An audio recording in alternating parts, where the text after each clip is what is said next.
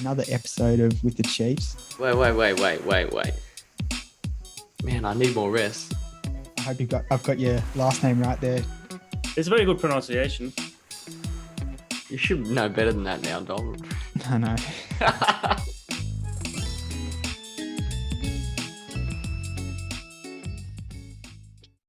All right. Welcome back to another episode of With the Chiefs. Today we have with us Arthur Vekiarellis. Arthur is a talented runner who has improved dramatically since starting the sport in late 2021. Arthur raced his first marathon in April 2022 in Canberra, clocking a very impressive time of 2:57:13. Since Canberra, he's stepped up his training volume and overall commitment, which has resulted in another massive 14-minute PB, finishing the Manchester Marathon with a time of 2:44:09. So we're going to talk to Arthur today about marathon and running in general. So Arthur, thanks for joining us. Thanks, Luke, and long wait to get here, and thanks for having me on here. You didn't butcher my name, but you did butcher the stats already. What? Butcher the stats? I thought I looked up. Tell me. No, my what first happened? ever marathon. My first ever marathon. Oh shit! That's right. Was Melbourne in December. It's before Canberra. That was my first ever marathon and first ever race ever. So first ever race that I did was a marathon in Melbourne. And learnt a lot. I feel bad because you've actually told me quite a lot of the story about that. But when I was writing it, I completely forgot. So apologies. Maybe we could talk about that as well. Yeah, definitely. All right, so we'll just start with a bit of a recap. Dom, what's happening with you? Where are you? How's training? Those sorts of things. I'm over in Italy at the moment, and it's been a bit difficult trying to run and travel at the same time. I guess you're always doing like tourist activities throughout the day, so your legs are pretty heavy and you're pretty tired by the end of the day. So sometimes getting out for a run is not necessarily what you want to do, but I've just kind of been playing it by ear a little bit, sometimes a little bit too much. But the last few weeks we've been in Croatia, England, and then now I'm in Italy. And it's all kind of working towards a race in 3 weeks in the Dolomites, which I think we've spoken about before. But it's been going all right. I've had, I think, 3 weeks over 110 Ks so far. And then there was 1 week where I was sick. So I just ended up taking it off completely, and looking back at it, it was kind of obvious why I got sick. I think just doing all the touristy stuff and running, I was just super run down. And then Beck got sick and I got it off her like almost straight away, which makes sense. But fully recovered now. And I've had a few good workouts in this block. A couple of the key kind of runs have been, there was park run over in Bristol, and that was off the back of Croatia, so I was pretty fit then. Took the win on a hilly course, and then doubled in the afternoon and did a fartlek with a song on, song off, which is a bit of a classic me and Smitty used to do back in the day. Song on, I remember song. That was in our midweek long runs, wasn't it? Yeah. You just absolutely dropped me. And I was hoping, I always used to dread like the long song, like if Bohemian Rhapsody came on, I'd be like, or something like that. I remember that. Anyway, sorry. Yeah, we used to take turns. I think like someone would lead the ons, and then the next person would lead the ons on the next song. Oh yeah, that's right. I always copped the longer song for sure. So that was a good one, and I've been trying to do that a bit more, just like fartleks or like long runs where you can kind of focus on something. I think that kind of helps to get through it sometimes. So I did another song on, song off fartlek in Rome for 34 Ks, which was pretty good. that was after being sick though. So I feel like I lost a little bit of fitness, but I'm still going all right. And then today's workout's going to be 2 by 10K. So hopefully that goes okay. And then there's only 3 weeks left. So next week will be 7 by 1K, and then race week is 3 by 3K. And after that, yeah, it's the race. So we'll see how we go. But been struggling a little bit with other things, like diet's been pretty average because you're overseas and you're pretty much eating out every night. And I kind of want to try the cuisine and make the most of it. So Italy's pretty much been pizza and pasta every night, gelato every night, which, yeah, doesn't help with running, but I'm doing my best. And then also other little struggles of training overseas, having like gels and fuel. Pretty much I've had a banana once or twice, or taken a banana on a run once or twice. But other than that, pretty much all my runs have been without fuel. And I don't even know where to get gels over here. Yeah. So yeah, that's a bit of a tough one, but I'm hoping that my gut will be all right during the race. Yeah, I think that I've got a couple of Morton gels that I'm saving. So hopefully they'll be kind to me. And then not knowing where to run. So I think that kind of puts you off going for a run sometimes, because you don't know, oh, where am I going to run? I'm in this place I don't know anything about. But I found that having Strava Premium has been really good. There's a feature on there that you got Strava Premium. He's kidding me. How much is that a month? 10, 11? Something like that. It's not much, but I don't know, Dom. Historically, that would have been a stretch. Yeah, I had to cop it. So yeah, I'm a big Strava Premium user now, and they've got a feature that like shows you the best routes in the area, which has been pretty handy, but a little bit annoying because then you have to take your phone with you. So I'm always running with my phone, which isn't ideal, but it is what it is. And it's yeah, it's a pretty good feature. It's taken me on some pretty interesting runs so far, especially in Croatia, going up all these mountains and stuff that I would have had no idea with. But one thing I take for granted about Australia is just there's ovals everywhere. Like you go to a country town and there'll be an oval where you can do a workout. Whereas like over here, it's like just running on the road all the time almost, or on a trail, but there's nowhere to do like a track session or something.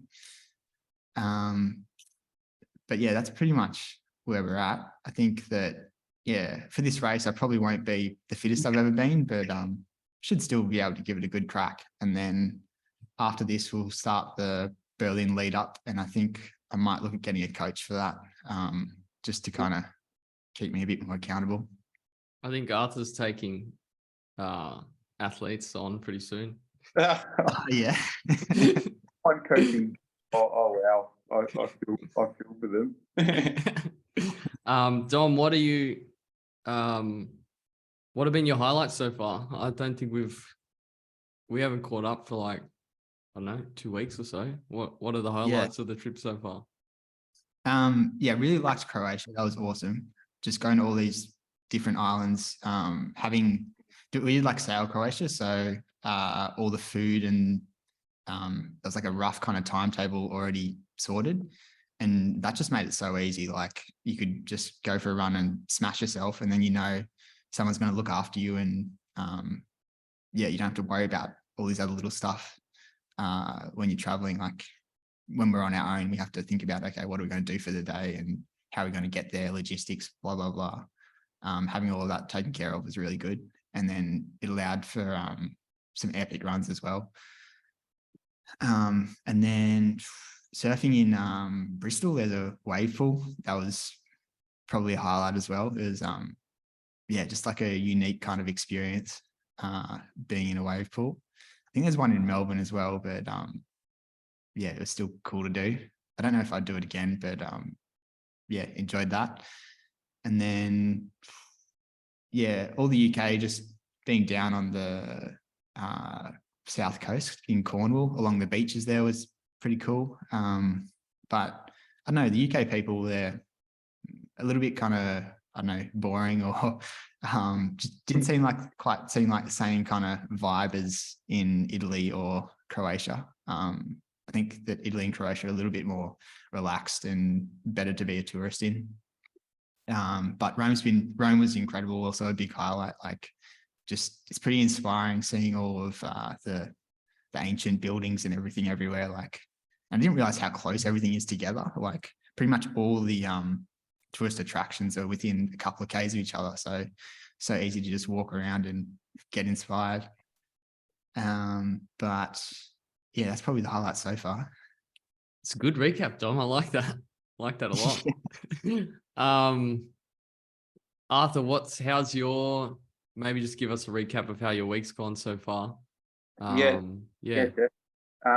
Well, the first thing, actually, like all the things that Dom kind of mentioned, it's like really taking me back. So everything that you experienced, it's like you read my mind. So we went through the same things. Like, I was really, struggling to train overseas. There was multiple days I'd walk around for 40,000 steps a day.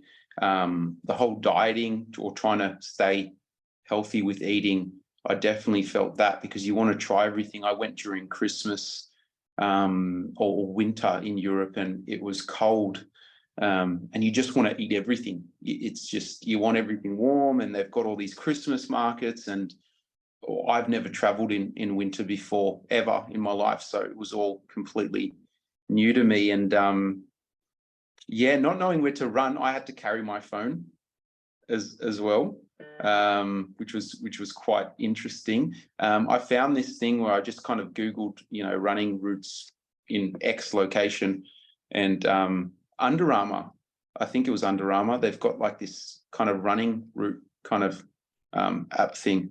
But because I kind of traveled solo, I could make all the decisions I wanted. So anytime I went to a new city, Dom, I would just literally book the hotel near a track or somewhere where I thought I could run. Perhaps if I had a missus, then that wouldn't be as appropriate. But I was just kind of booking around there. But yeah, I definitely can relate to what you're talking about. My 2 cents, if I was to go back, is just kind of, I don't know, either pick one or the other. I think you're not going to be able to, if you're trying to do both or fill both buckets. If I was to have my time back, I'd probably go no running or just focus fully on the holiday in Europe, and then Kenya, obviously the other way around, which is somewhat what I did, but I didn't expect it. But yeah, this week, Luke, like what I've kind of done. Just what you've done sessions wise, and maybe just what you're planning for the rest of the week, because I know mate, it's a big week.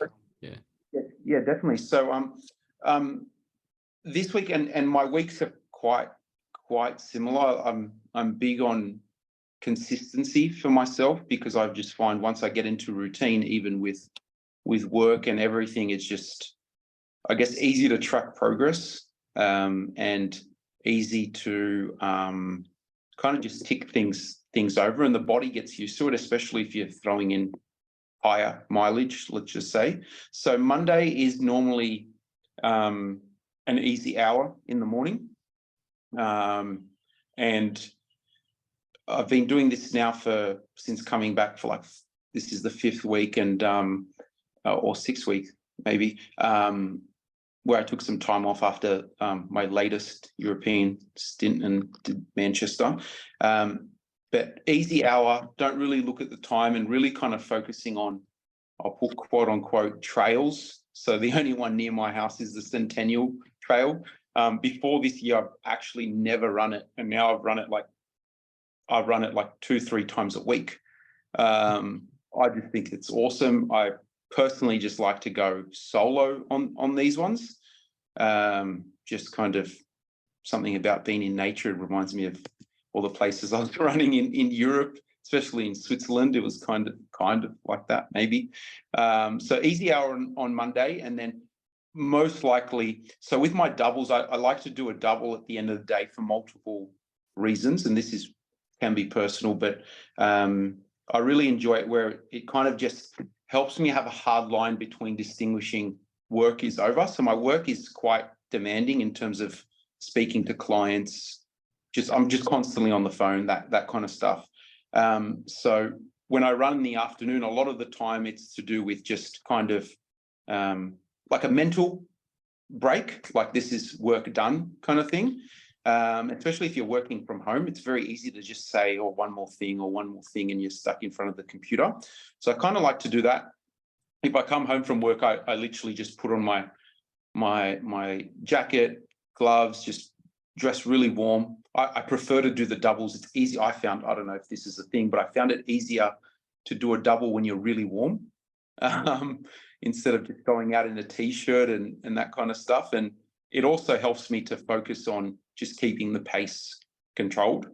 So I really look at, well, to an extent, I look at heart rate. I know there's lots of variables to it, but I've got it's not just wrist-based heart rate. So I do a double most days, just purely for that and kind of just to unwind. And I think for me, it's just kind of added a bit more mileage, which over the long term, if you do it safely, listen to your body, for me, it's really helped improve my running. So Monday's like kind of 2 easy runs. Tuesday's most likely always a session. We'll do that in the morning. This week was 3 by 2K, 1K. So it was 2K, 1 minute rest, 1K, 2 minutes rest. We did that 3 times. Really been these little things that I've kind of, ever since coming back from overseas and Kenya, so I've been doing a little bit different. Occasionally, or historically, I would do that session at FOD in St. Helens, so somewhere flat, let's just call it, very generous, flat, etc. But since coming back, I've kind of been picking a lot more of the, or as close as I can get to home as well, like undulating courses or centennials slightly up and down kind of thing. So not the easiest, I guess. I did that with Ollie and Brett. They joined me and they literally said it was one of the hardest workouts they've ever. Yeah, I saw that on Brett's Strava. It looked like you're trying to kill him almost. Mate, he was. I've never seen him like that before. We went out pretty hot. I had a look because this workout I did after coming back from Kenya, pre-Manchester, and I thought that this time round, like this week, I did it much slower, but I actually did it very close to the splits that I was hitting when I thought I was way fitter coming back from Kenya. So I was hitting the 2Ks at sub 7 minutes, just under like 650 something, and with a minute rest. And then the 1Ks at like just under 320s this time. So I think when I came back from Kenya, it was like just under sub 6 minute 50s. So like, I don't know, 320 something. And the 1Ks were around 315. Both times I felt quite good. I don't really like to go to the well with my workouts a lot of the time. I just find with high mileage and not one single workout is just going to make you a better runner. It's just more consistency. So both times, including this week, I actually felt quite good, surprisingly. And then when looking back at the numbers, I surprised myself a little bit. Wednesday is always a MLR. So is it always hilly? No, not really. So we've got 2 courses, and it's really cool. This has kind of come about, when I was training for Canberra. So to give you a bit of, which is your second marathon, which I know now. Sorry. Yeah, second marathon. So Melbourne was my first ever marathon and race, and I thought I was really fit. I did a marathon time trial in COVID on a very generous course, and I somehow hit sub 3, maybe, officially call it 3 on the dot or just over 3, but the GPS said sub 3. So I took it and I went into Melbourne really, really overly confident. and didn't respect the marathon and learnt so much from it. So it was a really sour feeling because it was probably one of the most toughest races I've ever been in. I just didn't expect it. So when I was training for Canberra, I really wanted the official sub-3, put a lot of effort and time into it. And Dom and your brother Dom as well gave me that advanced marathoning book. And I read it like gospel.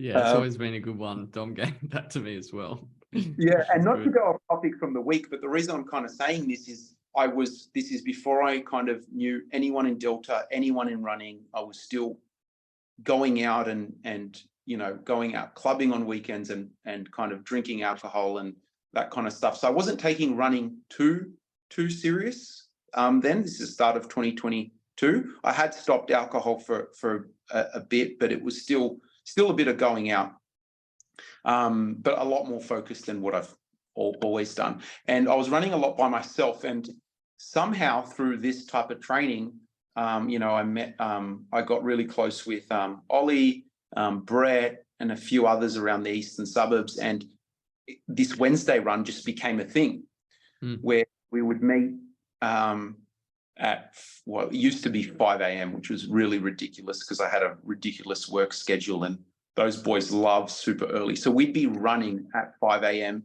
for 2 hours. I know Dom's come on one of them and he wasn't happy. I think I was just whinging the whole time. Why? A, because you're there at 5 a.m. 2 hours wouldn't bother you. Oh, no coffee. That's a no. You can't get him out there at 5 and no coffee. So we picked, I remember that day, we picked so there's two routes that we call one the OG route, the original route, where it's kind of run from Bondi around Anzac Parade, down Cleveland Street, all the way to call it Sydney Uni, and then kind of turn around at Glebe, go past the fish markets, through Darling Harbour, around Barangaroo, up George Street, through Hyde Park, up Oxford Street, and back to Bondi. So it's about 24K. And it's a nice loop. So it's kind of downhill for 5K or 4K, flat up until kilometer 13 or 14, or depends which way you go, maybe 15 or 16. And then it's 8K uphill every single time, like 8 kilometers steady uphill, no kind of break. So we really like that because we just kind of push on the back end. We found it was a really good course. So that's the OG one. And then we've got the Eastern Suburbs one where we kind of run from Bondi, call it, well, there's two ways we can go around, but it's the same type of loop. We generally go down to the beach, up Military Road, all the way to Watson's Bay, and then come up the other way through Watson's Bay, down Heartbreak Hill, all the way through to Double Bay and Edgecliff, and then up Ocean Street and around Bondi Junction. If you live in the East, you understand this. To everyone else, they're probably like, what the, but essentially that's a more hillier option.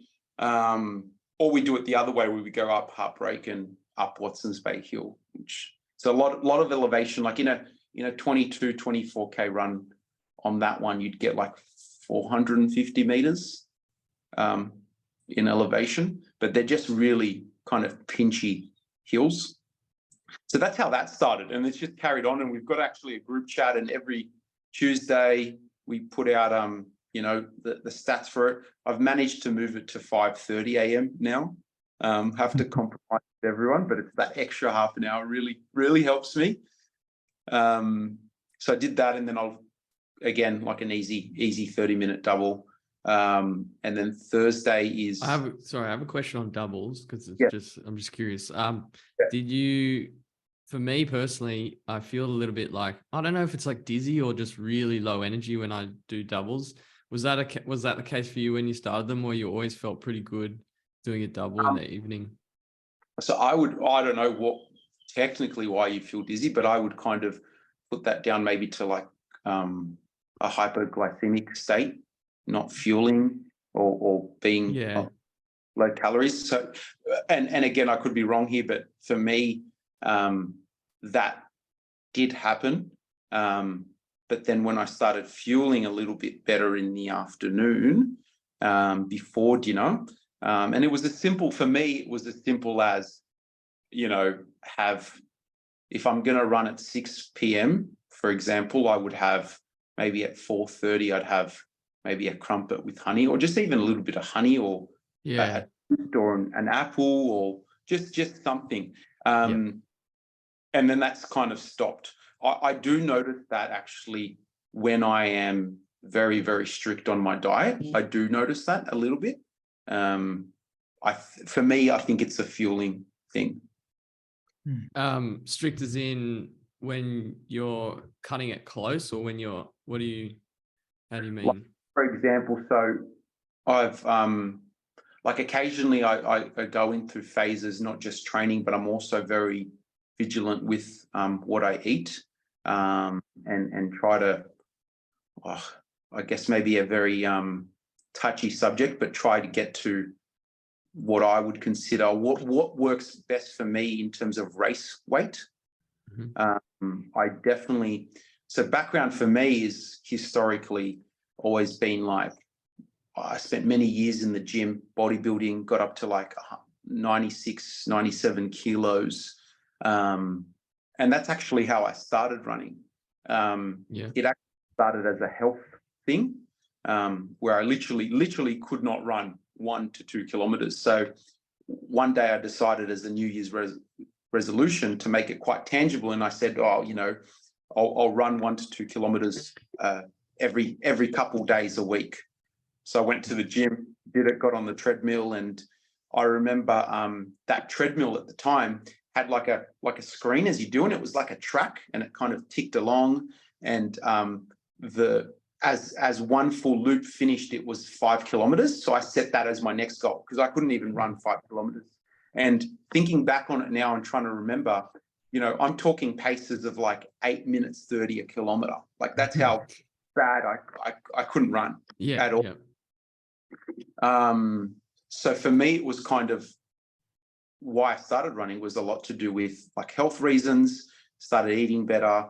And then it kind of opened up a bit of a can of worms that I'm only kind of just getting on top of now, where how poor a lot of my eating decisions were instilled in me over many, like my whole life, not many years, my whole life. And that obviously came from all lifestyle choices, I guess. So we kind of briefly talked about that, but so I'm kind of a bit, well, now I'm okay, because I've slowly figuring out my body and what works well for me, and not only what I race and run best at, like what weight, but also what I feel the best at, because you can aggressively cut too much, and in my experience, and then it's got diminishing returns. But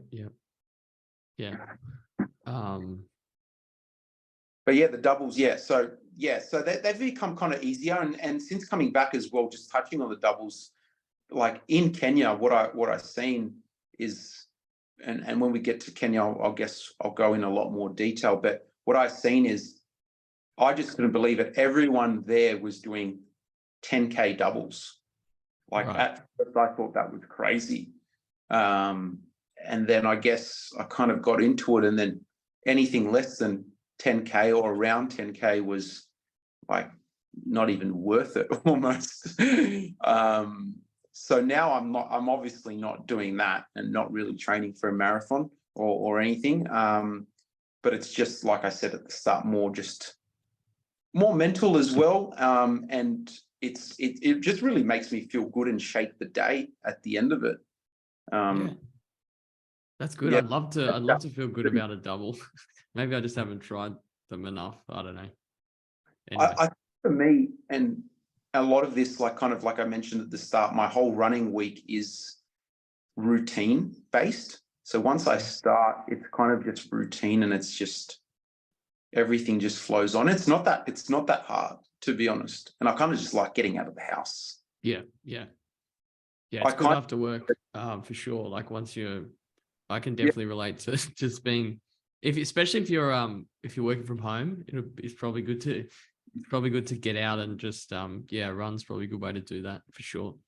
Dom actually kind of positioned that to me I think when I first kind of started running with the whole doubles, you kind of spoke about the 20-minute double that you used to do at work at the airport and that kind of stuff. And, you know, the man's onto something. He's actually taught me so much over the years. Me too. Yeah. I don't know. I think it's just you feel better after a run. So I don't know. I think even just getting out for half an hour has been good for me in the past. But I do feel you, Smitty. It can be pretty tough, and you feel a bit kind of like dizzy and clammy and stuff like that getting into Yeah, it. it's weird. Like I feel like just shit most of the time. Yeah. But I don't, like Arthur said, like I don't make a conscious effort to eat something at 4:30, for example. And then, like, for example, I'll get 1K in and I'm like, I'm just waiting to feel like shit is my worry with every double. But yeah, I think just not a conscious effort to actually get enough food in before, because then I have a massive dinner, for example. So it's not like I fuel before it. But anyway. Yeah. I feel like, sometimes after doing them for a couple of weeks, though, it starts to feel a bit more normal. Yeah.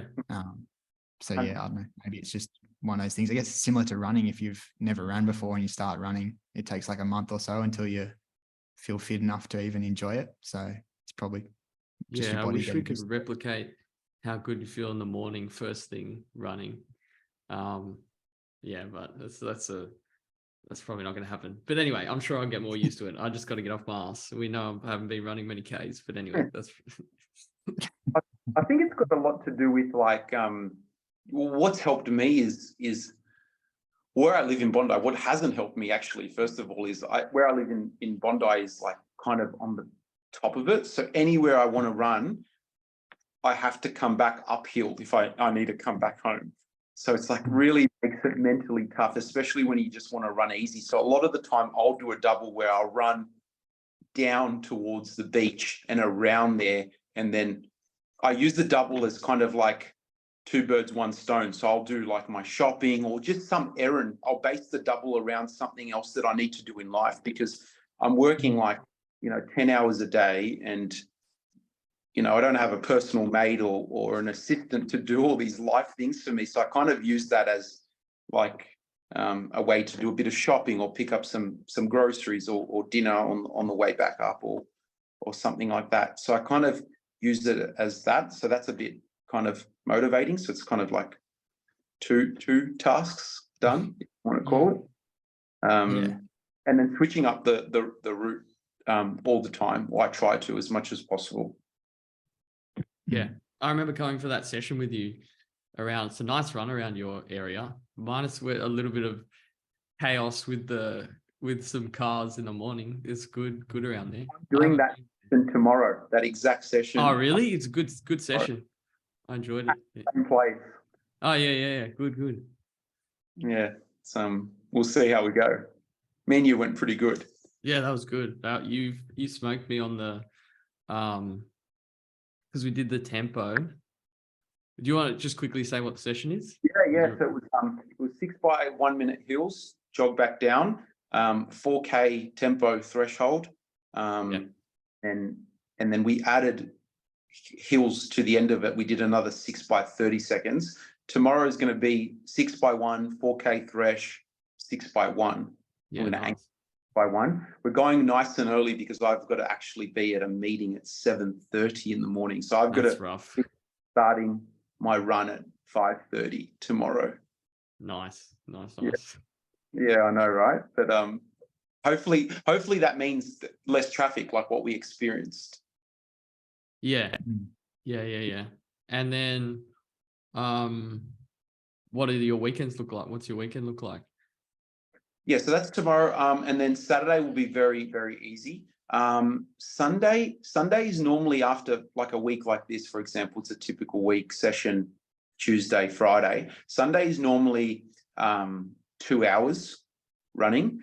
But lately what I've been doing is a lot of close mates, and this has come about, just being in a running club, and I guess after Kenya and after Manchester, just kind of a group has kind of formed. So they're all doing Gold Coast, and they've been kind of doing some more marathon specific sessions. So last week we did a 38K progressive. the week before, actually another 38K progressive, but it was hilly with a kick down, like a 14 kilometer kick down at the end. So from 24 to 38, quite aggressive marathon training. Same with last week. And then this weekend, they've got 4x5K we're tossing up between a 500 float or a 1K float. Most people want a 1K float, but you want to get I'd take the 1K as well. Yeah. So it's going to be at Centennial. There's quite a few people coming. There's about 10 to 15. We've got 2 groups going. So far. So there's a big group that are going to be hitting the 5Ks at 355s. So call it like a 248 marathon, something like that, 9. And then another group that's hitting the 5Ks at 345s.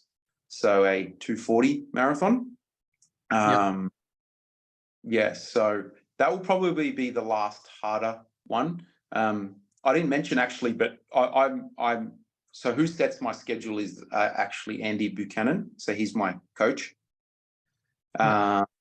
And we've worked very well together, you know, since the start of this year for like 4, 5, 6 months now.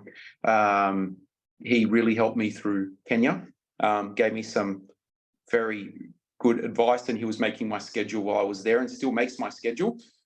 Since finishing the marathon, there's he sets the week up, but there's a little bit of kind of play there on what I kind of do.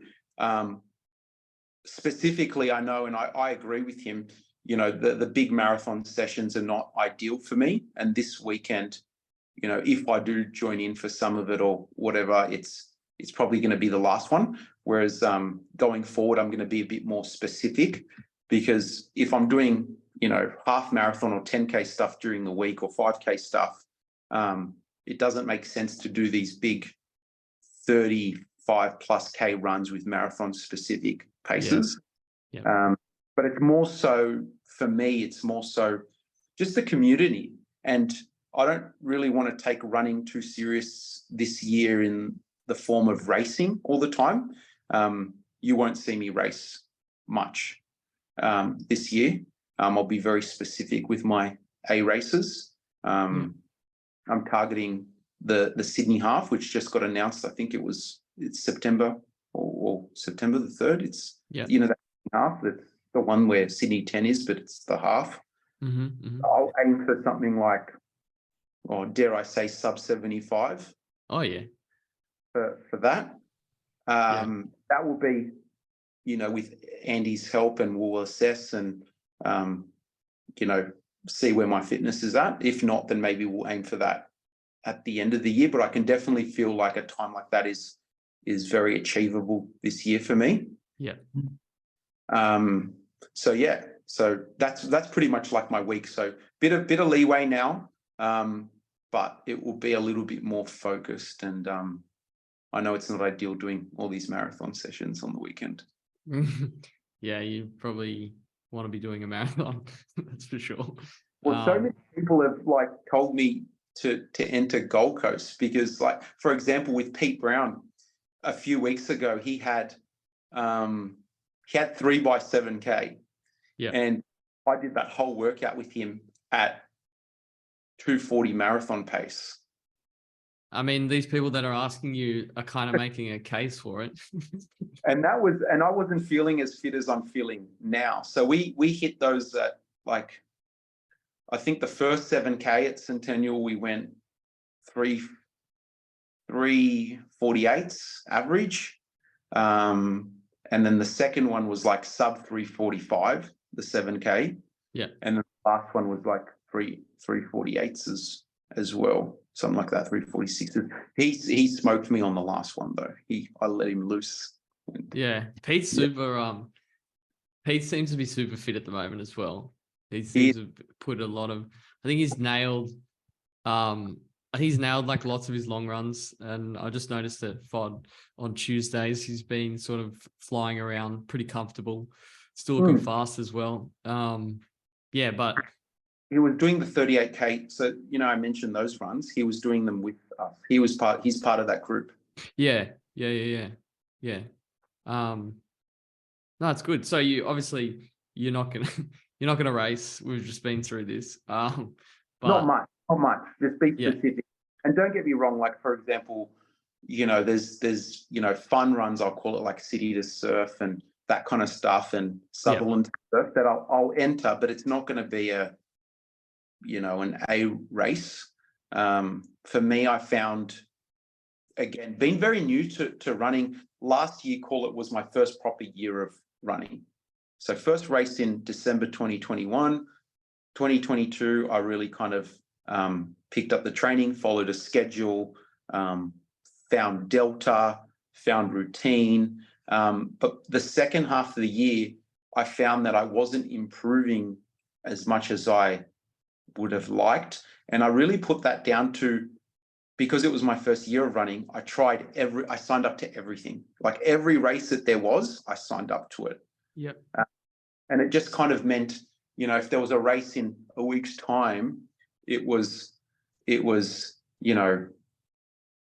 you couldn't put in much training specifically for that race because you didn't have enough time. For me, it takes months to really be specific about a race to hone in on those paces that you really want, I think. Mhm. And then it meant, like, leading up to it, taper session, after the, getting up to the race, do the race, anxiety from doing the race. Afterwards, you have to take it easy because you need recovery. Then you need to build again. And it just interrupts a really good training block. Whereas for Canberra, I put in 3 months specifically just for that race. For Manchester, I put in 3 months specifically for that race. And anytime I do that, not only, I'm hitting my goal that I want, but I'm also feeling really good about it. And I'm also able to rebound and run much sooner afterwards. Which to me personally is more important, because I don't really consider running a thing now where it's just one race and, off you go. I consider it more a lifestyle for me. So it's more important for me personally to be able to, yes, race and try hit my goal, but also just as important to sooner rather than later be able to run again, because I just find it fun. I enjoy it. Yeah, absolutely. I think if I was you, my impulsive nature would say, let's race Gold Coast. But you make a good point, because like when you do whenever I've put that conscious effort into like a bigger block, like when I remembered when I ran, even though it was an official race, when I ran around Penrith Lakes, around like 236.50. Dom was there for a lot of that training, and we saw it, like, it was very specific. I think it was during COVID, so you couldn't really, I was kind of forced to basically have your methodology. So it was just a long period of getting really fit, which is without distractions, which is good. So you kind of focus, like, especially for a marathon, you obviously got to put in multiple months of specific training. As you go down in distances, perhaps not as much, or maybe some would argue just as much. But yeah, some things that I am doing. So, for example, I am going to Gold Coast to support everyone. And whilst nice. I'm there, like, for example, I'll do the half the day before, right? So I'll if you want to call that a race, then yeah, I'm not expecting a 75 or 74. I was going to say, that's a race. I'm doing that one. Oh yeah. Yeah. So we'll be in that. I'll give it a decent crack to my level, but it's not going to be a crack where I can't walk the next day, or you can do more tempo, like almost like a big tempo session. Yeah, big, like I'll try threshold for 70 something minutes. Okay, but you're not going to go to the well where you're like recovering for 4 days sort of thing. No, not a chance. The next day I'm going to be supporting the boys there for the marathon, that kind of stuff. So I've spoken to Andy about that. And I've also spoken to him about doing Dom's 5K handicap. Oh, yeah, the challenge.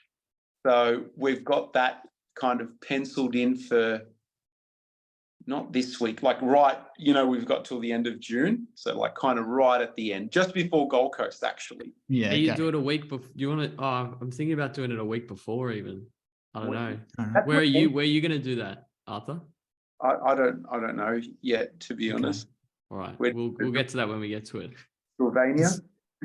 Oh, you do it on the track. I mean, No, I prefer the road. Tracks and me do not. I need to work on my relationship with tracks. me too. They're just so hard. It makes 400 meters seem so far, whereas you look at that on the road or Yeah. K, and I'm just like, oh, it's just over there, a straight line. I love roads. I love roads park run. Personally, okay. that's probably I've where I'll do it. Before ever, like ever. You've never done roads.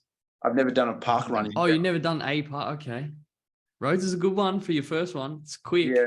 But yeah, we'll see. Yeah, I like roads. It's, Yeah.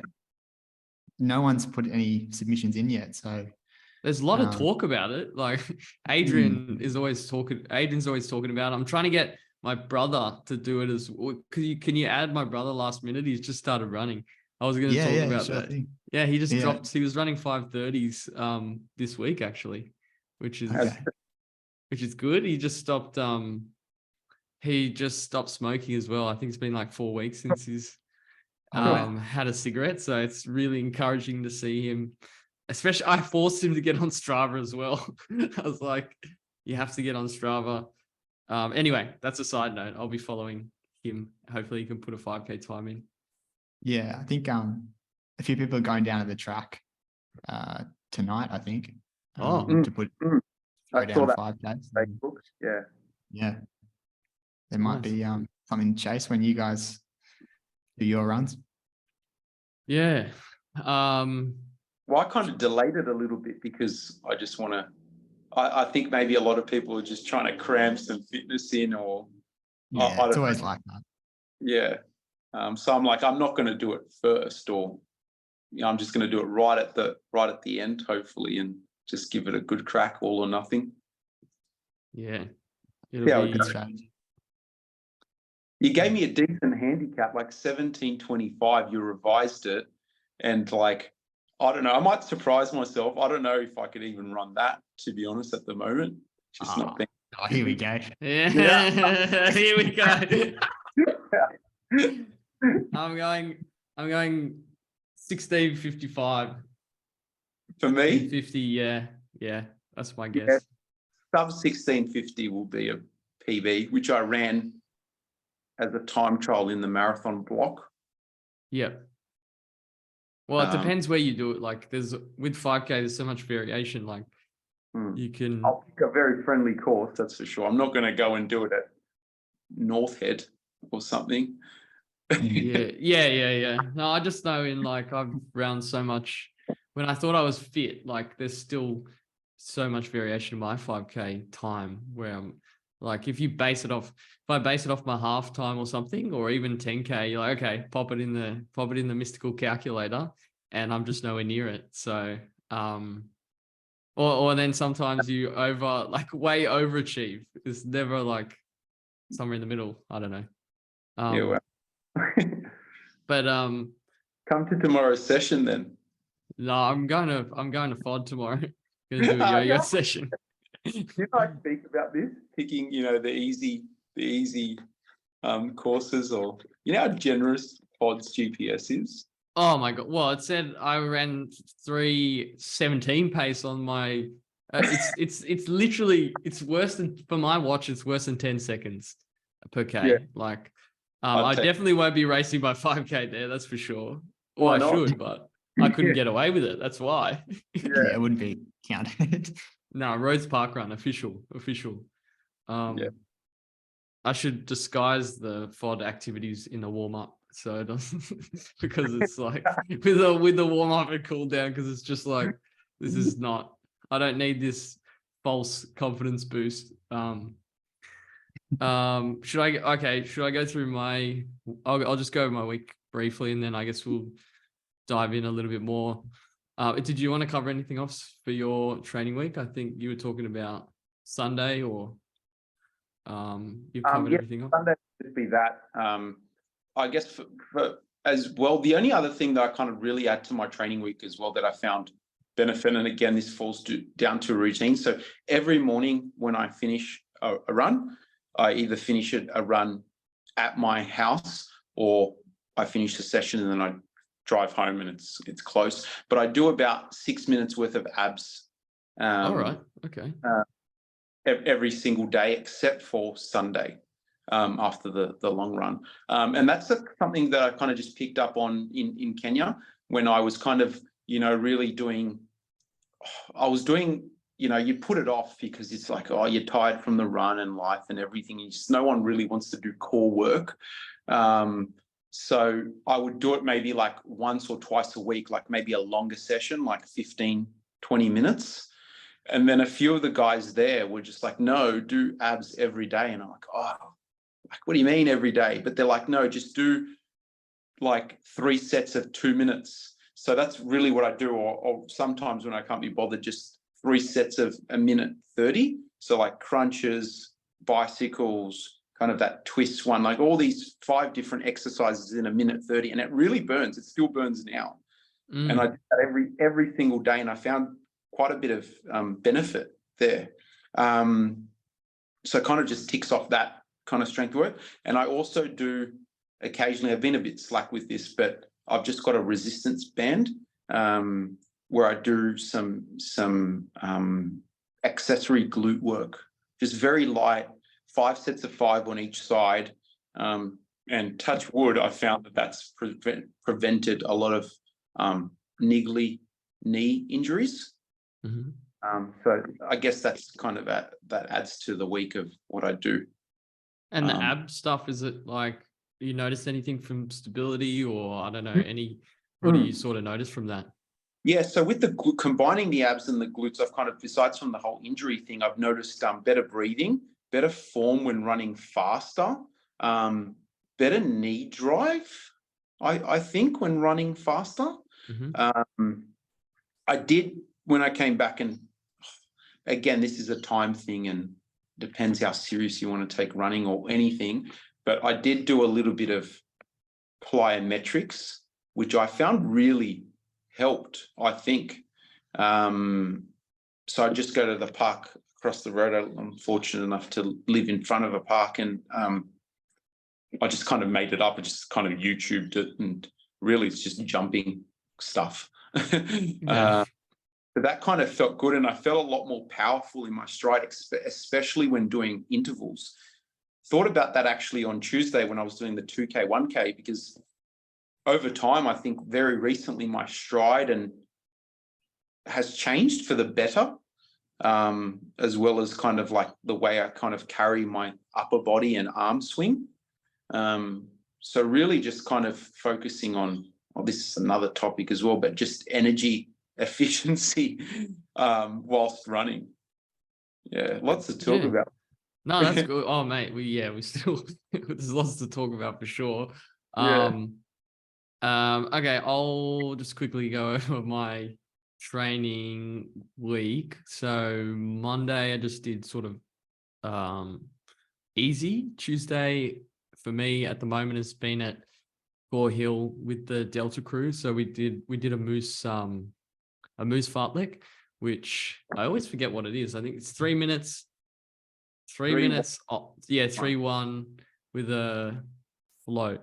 And the 3 minutes meant to be like half marathon or 10K pace, but I did it sort of, yeah, probably faster than 10K pace. I was definitely pushing it.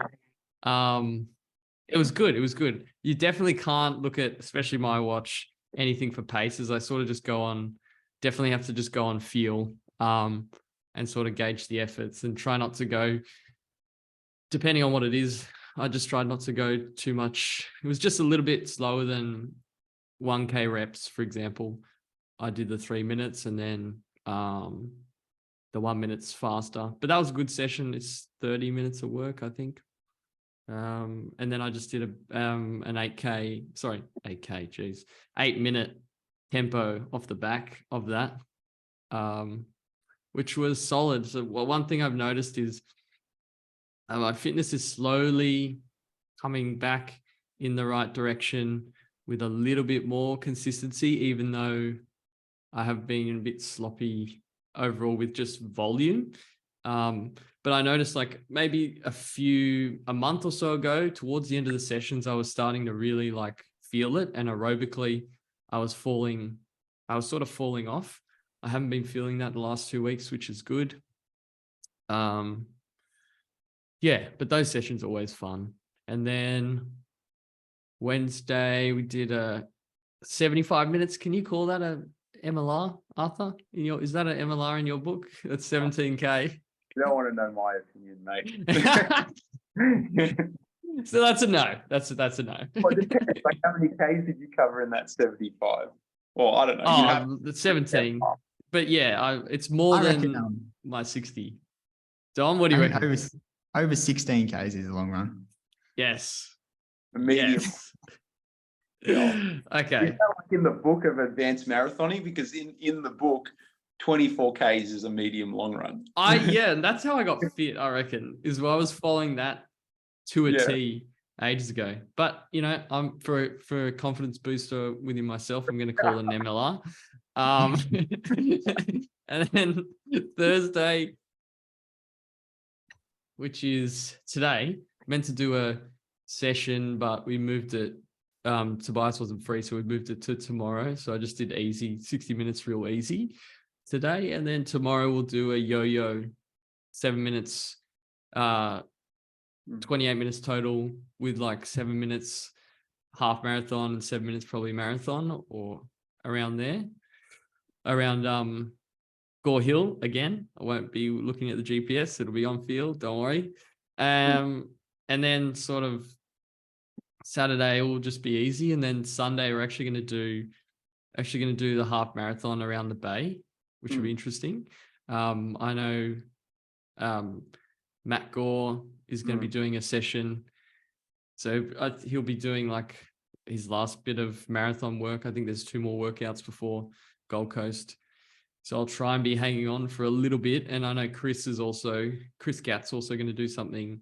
We might have a pack, and same with Tobias. So I look forward to that. I think it'll be similar to what you're planning to do in Gold Coast. I hope I don't get too carried away and like race it, because I want to be able to run on Tuesday. But historically, discipline and it's not great. So see how we go. You'll race it. I'll probably end up racing it. No, I won't. Tempo. Or I'll race it and then say it was tempo effort. Either one. But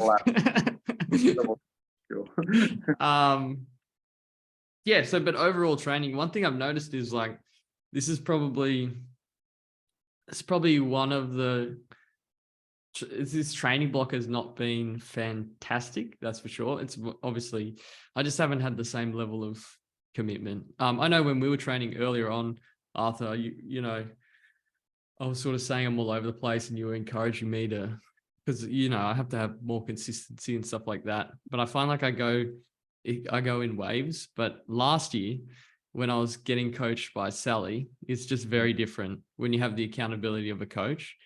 I felt like I was definitely a lot more in the zone, and I improved drastically. And one of the big things I realized is it's been a whole another year of running, and I'm probably still trying to get back to where I was last year. But that just comes down to what I think at least is just not as much consistency, not as much mileage as well. But yeah, I think my focus will start going towards Melbourne and start building like just Berlin. A bit more consistency and a bit more. Oh, Berlin. Dom, you want to pay for it, or what do you reckon? That's just, it is a different feeling when you sort of don't put the same level of commitment. I took a different approach where I was thinking, I just want to enjoy it. I go between like, I just want to enjoy it. I don't want to take it as seriously. And then I get in that mindset. But as soon as I get in that mindset, I kind of miss taking it seriously eventually. And I come back around, and it's actually seems to be pretty enjoyable to like put good training in, although I feel like I'm always just in that awkward middle ground. But it's always work in progress. I think just keep building from there. I'll see where I'm at Gold Coast and then go from there. I definitely, like, my fitness is coming back for sure, but it's a weird place to be at. Anyway. Definitely. I think that's like why I want to get a coach as well. Just that accountability. I felt like when I had Jerome coaching me in the past, like having someone who's just solely looking out for you and you're running helps a lot. Like, sometimes they might send you a message and you don't agree with it, but looking back on it now, I'm like, oh shit, like that was good for me. And I'm glad I had someone there for me. For sure. I remember with Sally. Sorry, go on, Dom. You're going to continue. Yeah. Just that motivation as well. Like, I feel like, when you start doing the training and you're ticking it off, like I feel like Arthur's in the zone with his running at the moment. And once you're there, it's easy, but getting there is kind of hard. And I feel like I'm in the same boat, like just a bit kind of wishy-washy with my running at the moment. Yeah, it's interesting because, like, for example, I'll have like a 50, I don't know, have like a 50K week and then that's hilarious to Arthur. Anyway, Arthur have a 50K day and a half, but anyway. Well, speaking of 50Ks and coaches,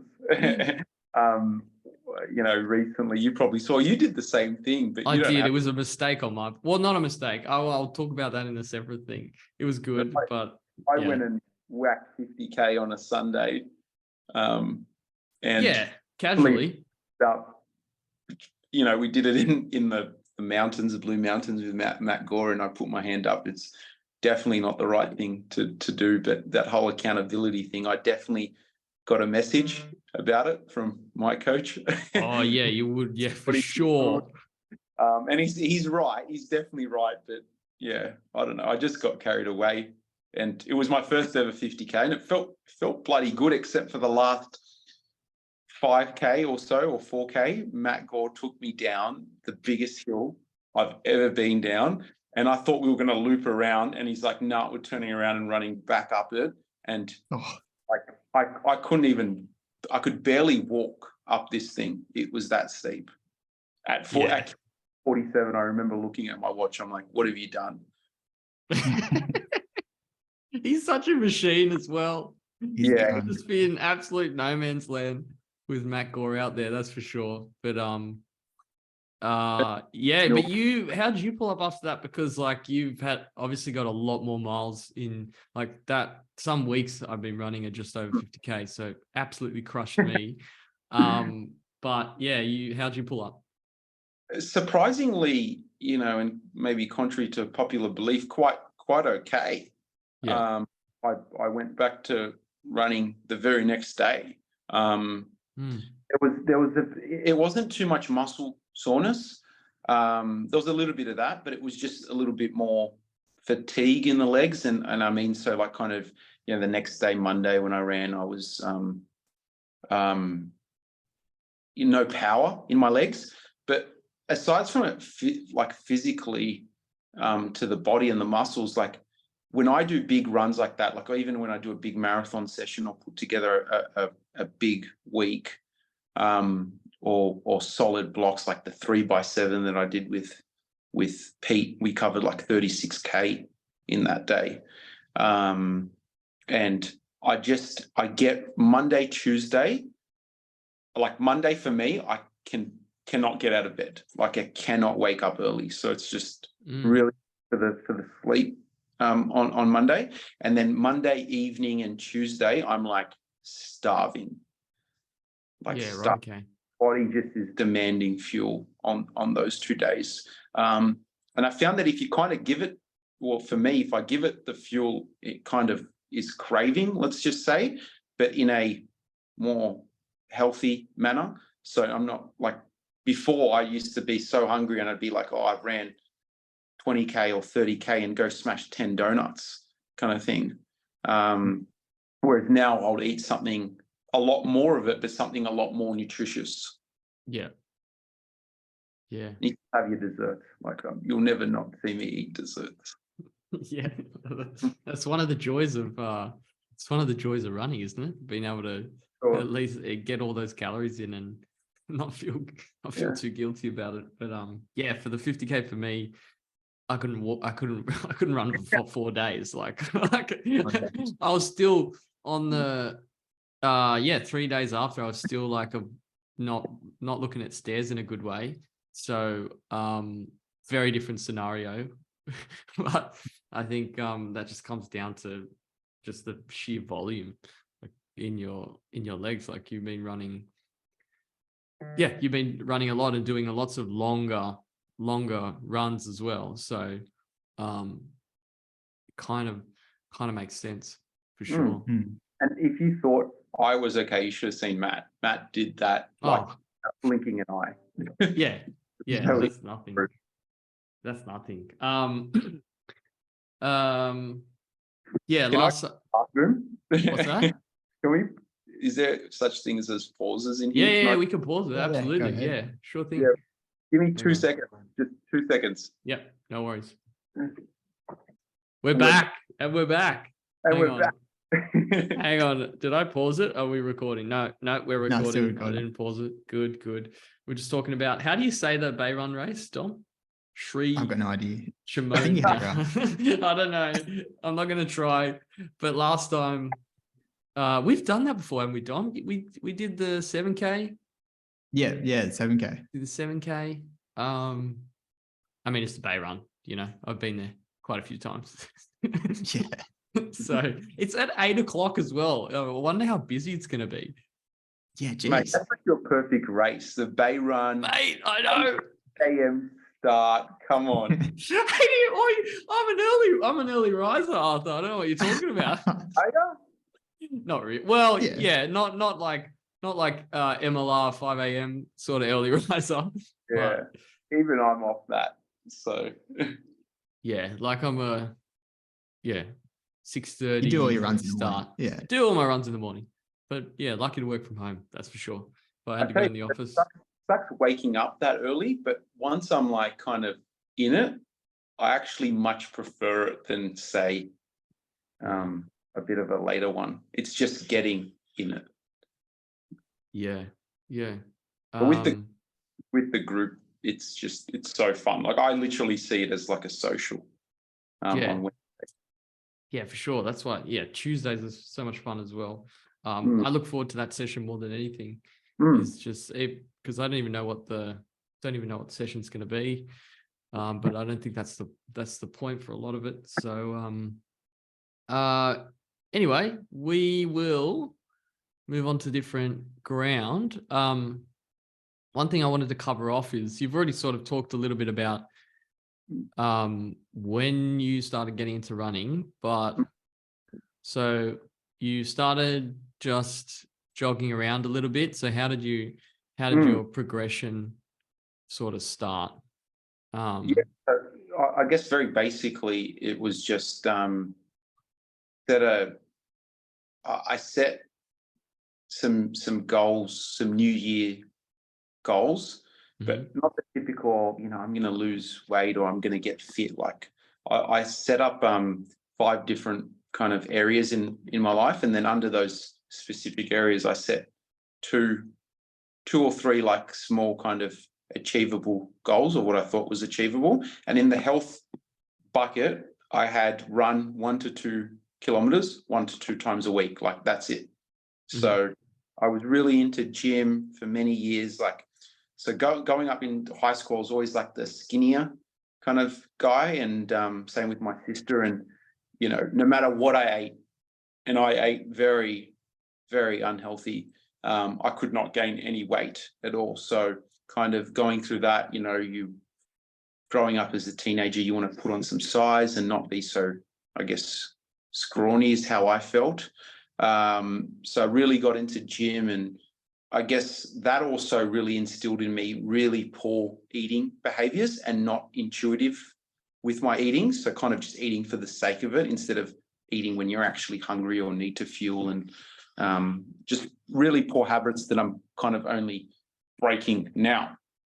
So yeah, that's how it kind of started, just 1 to 2 Ks a week. At the time I had my girlfriend at the time, she did a little bit of running, so we kind of do it together. And I remember there was so many times like she'd be like, just keep going to that telegraph pole, and I'd hate it. I literally could not run.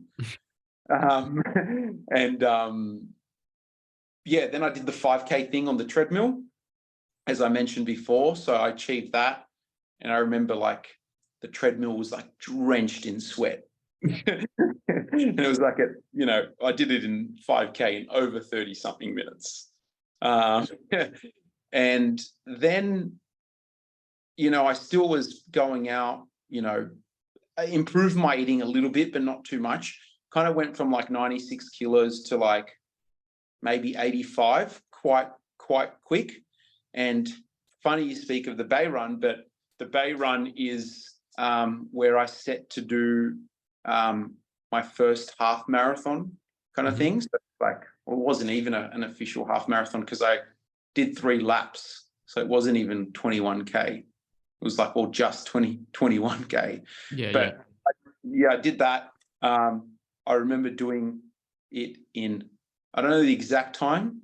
Like, this is how noob I was. I had an Apple Watch for running. Sorry to anyone that has an Apple Watch, but no, that's all right. They need to not have that, I reckon. Yeah. They're improving. If Apple really, if someone from Apple listens to this and if they really improve their running line, I guess, and added like a lap button, like a proper one and that kind of stuff, I might be tempted. Apple, we are not asking for much, just a little button that says. Well, they came up with this headset thing that, they're really good at marketing, because I definitely want to buy it. I don't know what I'd use it for, but they've got this virtual headset. It's like $3,500 US, and it comes out in like a year's time, and I already want it. A $3,000 watch, a proper running watch. But anyway. Yeah, I mean, you'd think they would, right? But like, well, they made that Apple Ultra watch, which is like, I really went to the Apple store and I tried to like it and tried to see how I would use this in running, because I do like the whole Apple ecosystem kind of thing. But I just knew it wasn't going to be practical. No. So I'm sticking to my Chorus, which I love, by the way. Really fab. Anyways. So yeah, kind of did that around the Bay Run and then went overseas. So I did it the weekend.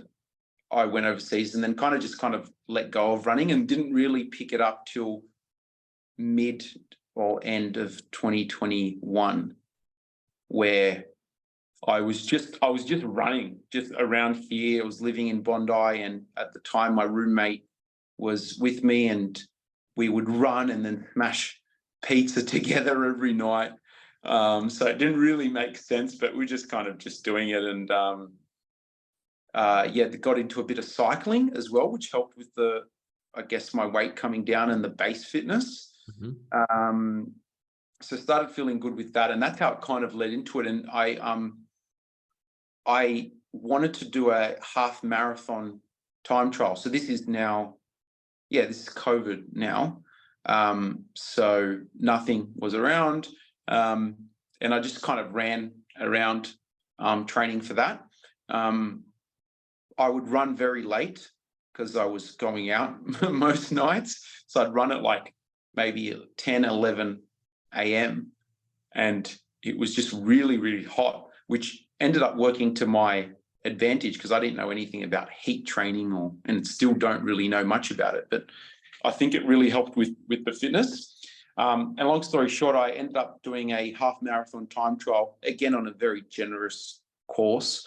But I couldn't even run 5K in 4-minute pace. I was like obsessed with, when I started running and got into it, like 4-minute pace and sub 25K and just really hitting that. And I ended up doing the half marathon in sub 4 and was blown away. And just kind of felt good on the day. And then my roommate suggested, "Oh, you're pretty fit. Why don't you run a marathon?" So I'm like, "Oh yeah." As we're eating pizza and drinking Pepsi, not Pepsi Zero either, like not Pepsi Max, like the full sugar version. Anyways, and he said that, and I was like, okay, you know what? I'll do it in 2 weeks. Next weekend, I'll run 30K, and then that should make me fit for the marathon. So I knew nothing, right? And believe it or not, that next weekend, I ran 30K at midday. I remember it because I got to like 26, and I was like, could not run 4 more K. I was around Circular Quay. It was like the weekend, people everywhere because it was midday. It was the hottest day ever.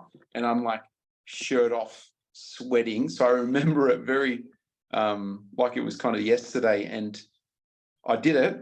And then the next weekend, I'm like, okay, I'm going to do this marathon. And somehow I pulled a sub-3 in a time trial. Jeez. Yeah, I don't know. So just run 30K and then run a marathon. That's actually quite ridiculous.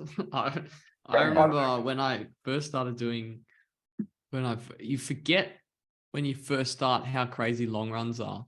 Like I remember running like 20, I even remember when we used to do long run, the early day long runs, Dom, and just like after I'd do a shift, for example, and yeah, you run like 20, first time I ran 21 Ks, I was like, this is ridiculous. I don't know how, like it just feels ridiculous. But yeah, anyway, it gets easier and easier as time goes on. But then to pull a sub-3 out, I mean, yeah, that's pretty wild. I did it, to be honest, because I went half marathon, time trial, 30K, sub-3 hour marathon. Obviously GPS sub-3, but whatever, like even if it was Pretty close. Yeah. Yeah. add a few minutes or whatever it is.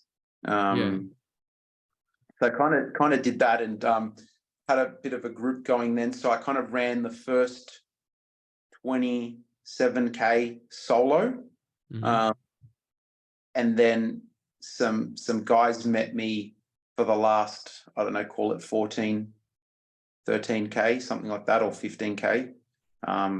So my pace kind of went 4 minutes to like 4-minute average to like to 27, and then like 4:30s or something. I could probably bring up the run and show you. Yeah. GPS friendly, obviously. GPS kind of easy course, like along the water and the harbour and all that kind of stuff. With the downhill at the start. But anyways, that gave me a lot of confidence going into Melbourne. So when Melbourne was on, I went with the same group. I remember it was like Sunday. It was delayed, so it wasn't in October where it usually is. It was in December because of the COVID closures. So it was first race, and I was like, I'm gonna smash this. Like I've done sub-3. After that, I kept training a bit, just not training, but just doing ridiculously stupid long runs. Like as in, what I mean by that is not distance, but just really not allowing my body to recover or taper or anything, just going and like just trying to do 25 or 30K and just as fast as I could every weekend. Okay. Yeah. And a lot of, learned a lot from that, because it's definitely not the right way to train. What were you doing during the week? Like it wouldn't be like, I'd probably be running maybe 50 to 60K a week, and over 50% of that mileage would come on Sunday. Okay. So no sessions, not like you haven't introduced anything at this point in terms of. I didn't really know too much about sessions. There was maybe like 1 or 2 sessions, like maybe I'd call it like K reps or 1200s. I wouldn't go anything above 1200s. There was definitely nothing like 4x5K or an actual 35, 38K long run or midweek long runs, like none of that. That didn't exist at all. It was just purely based on, let's just do a big one on Sunday. And by big, I meant like the most I ever ran for Melbourne was 30K. But I tried to do it at 4-minute pace as much as possible, kind of thing. And I remember like a week before or 2 weeks before it, I ran a 15K like on the GPS it said at like 3:55s, and I thought, oh, that's it. I'm going to own Melbourne. So I went there very confident, knew nothing as well about resting, recovering, tapering, fueling, like none of that. I was the biggest amateur. I probably ticked off every wrong thing that you should do in a marathon. So I went there, got there the day before, walked around the day before, so the Saturday, sightseeing, didn't fuel, didn't carb load for 2-3 days before. What else did I do? I did a session the night before the marathon. What was your thinking behind that? I don't know, mate. Get the legs warmed up, you know? Into me. So I did a session, I remember it. It was around Albert Park, literally at like 5 p.m. and the marathon is the next day. And it was like, What? it was like 10 by 2 minutes or something like that. The day before Okay. like it was, yeah, but it was, they were hard kind of thing. And I'm like, yeah, I'm feeling fit. And it was so stupid. Showed up, didn't know what to expect. I've never seen a crowd like that, how races work. There was like, no toilets to use, like all the variables that I normally could control in my sub-3 time trial and the half marathon one were not available to me there. So I went and bought like this amateur kind of belt, and I carried my phone with me, I remember, and I had never tried this belt except for the night before where I did the session, and it kind of stood still. So I'm like, oh yeah, the belt will be fine. It was the worst thing I've ever done. If it didn't have my phone in there, I would have chucked it. I probably adjusted that belt like 20 times in the first 10Ks whilst running. Didn't know anything about fueling, like didn't take really any gels, anything. So I went out very hot to my ability. I think at the time, I said 4-minute Ks was my threshold. So I went out, covered like 24K at 4-minute pace, and then hit a massive wall, like stopped dead in my tracks. I couldn't put a foot in front of the other. Didn't know what to do. I was in no man's land. So I didn't stay with the 3-hour pacer. I went ahead of them, and I kind of was just behind the 250 pacer guys. So we were like in this small kind of group of people that I ended up with. But again, to my inexperience, I was like pushing ahead of them, kind of talking to my mate in the pack, like really not taking it serious. And hit a massive wall and learned so much. Like everything I told you now, I'll never do again. I kind of. Oh yeah, you've just given people the checklist of what to look out for at least. Oh, yeah. Mate, like everything wrong, and the next 18K was the worst. Like I wanted to quit, but there's like, again, I always thought there'd be something or a bus or something, like I don't know where I thought this, but that would take you to the finish line. But there was nothing. You had to finish it or walk it or just kind of leave and try catch public transport in another direction. So I ended up finishing it. I finished it in 3 hours and 8 minutes. Really? Officially. Yeah. Because I went out 24K so hot, mate. I bought a big buffer. Yeah. True. Yeah. So then after that I did Canberra. And then that's when I really focused, learned a lot from that book, really studied it, kind of was watching Sweat Elite at the time as well. So learned a lot about that. And one thing I really learned from those videos was like how relaxed all these professionals were in their training. So like Matt Fox or whoever it was would go and film this professional, and they put up the session, and they talk before it, talk during it, and after. And it would be like, I don't know, 4 by 2K, and they're like, oh, we're meant to hit it at this pace, but it doesn't matter because this and this and this variable. And they were so relaxed. Whereas my original thought process for sessions was, you have to hit those paces, and if you don't, you're a failure, kind of thing. And that was definitely the case when I went to Kenya. Everyone was really relaxed. They obviously tried hard and trained hard, but they took sessions at say 80%. most of the times, which allowed them to recover and train again and be more consistent, because no one session is going to make you fit. It's a combination of putting good weeks and months together. Yep.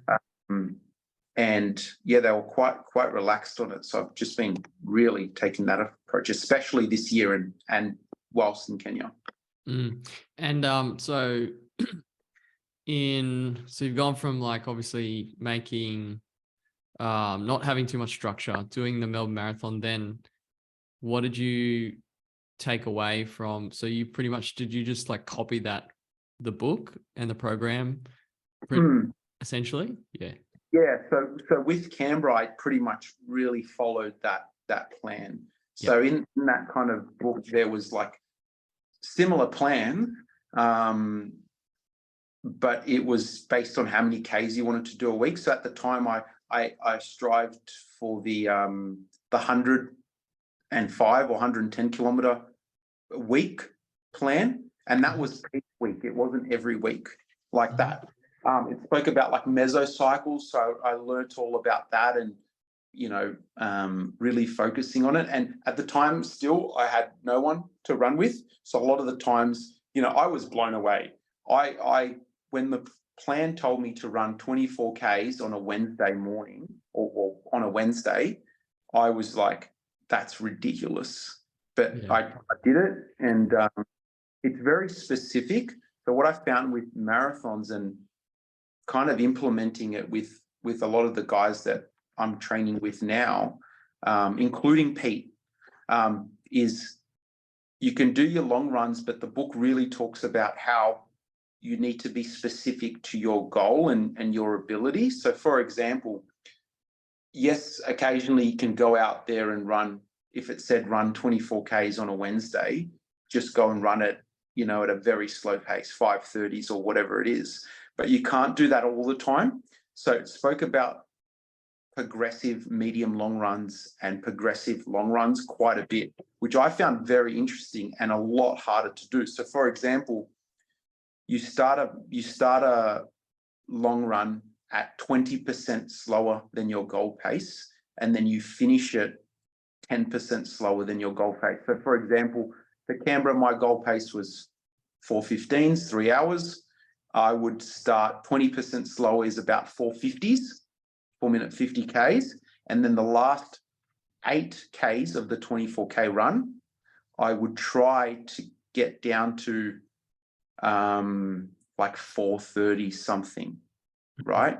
Which at the time, running solo, 5 a.m. by myself before work, for some reason, you could Google this, it was a monsoon. Remember that monsoon kind of period that was just raining?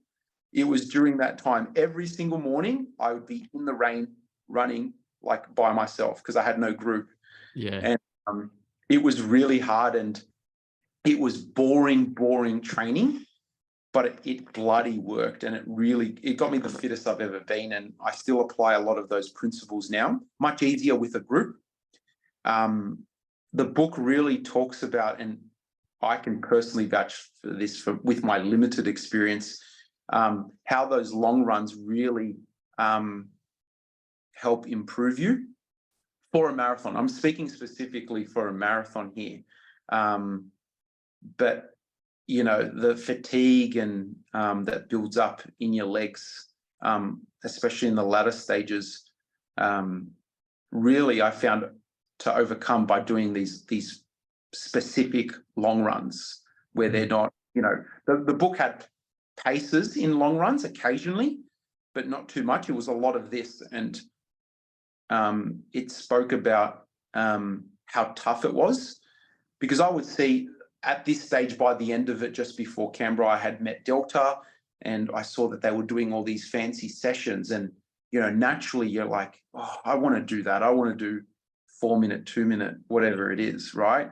And my plan said run 24 Ks progressive, and I was like, oh, I don't really want to do that. Or the most fancy you would get would be like mile reps.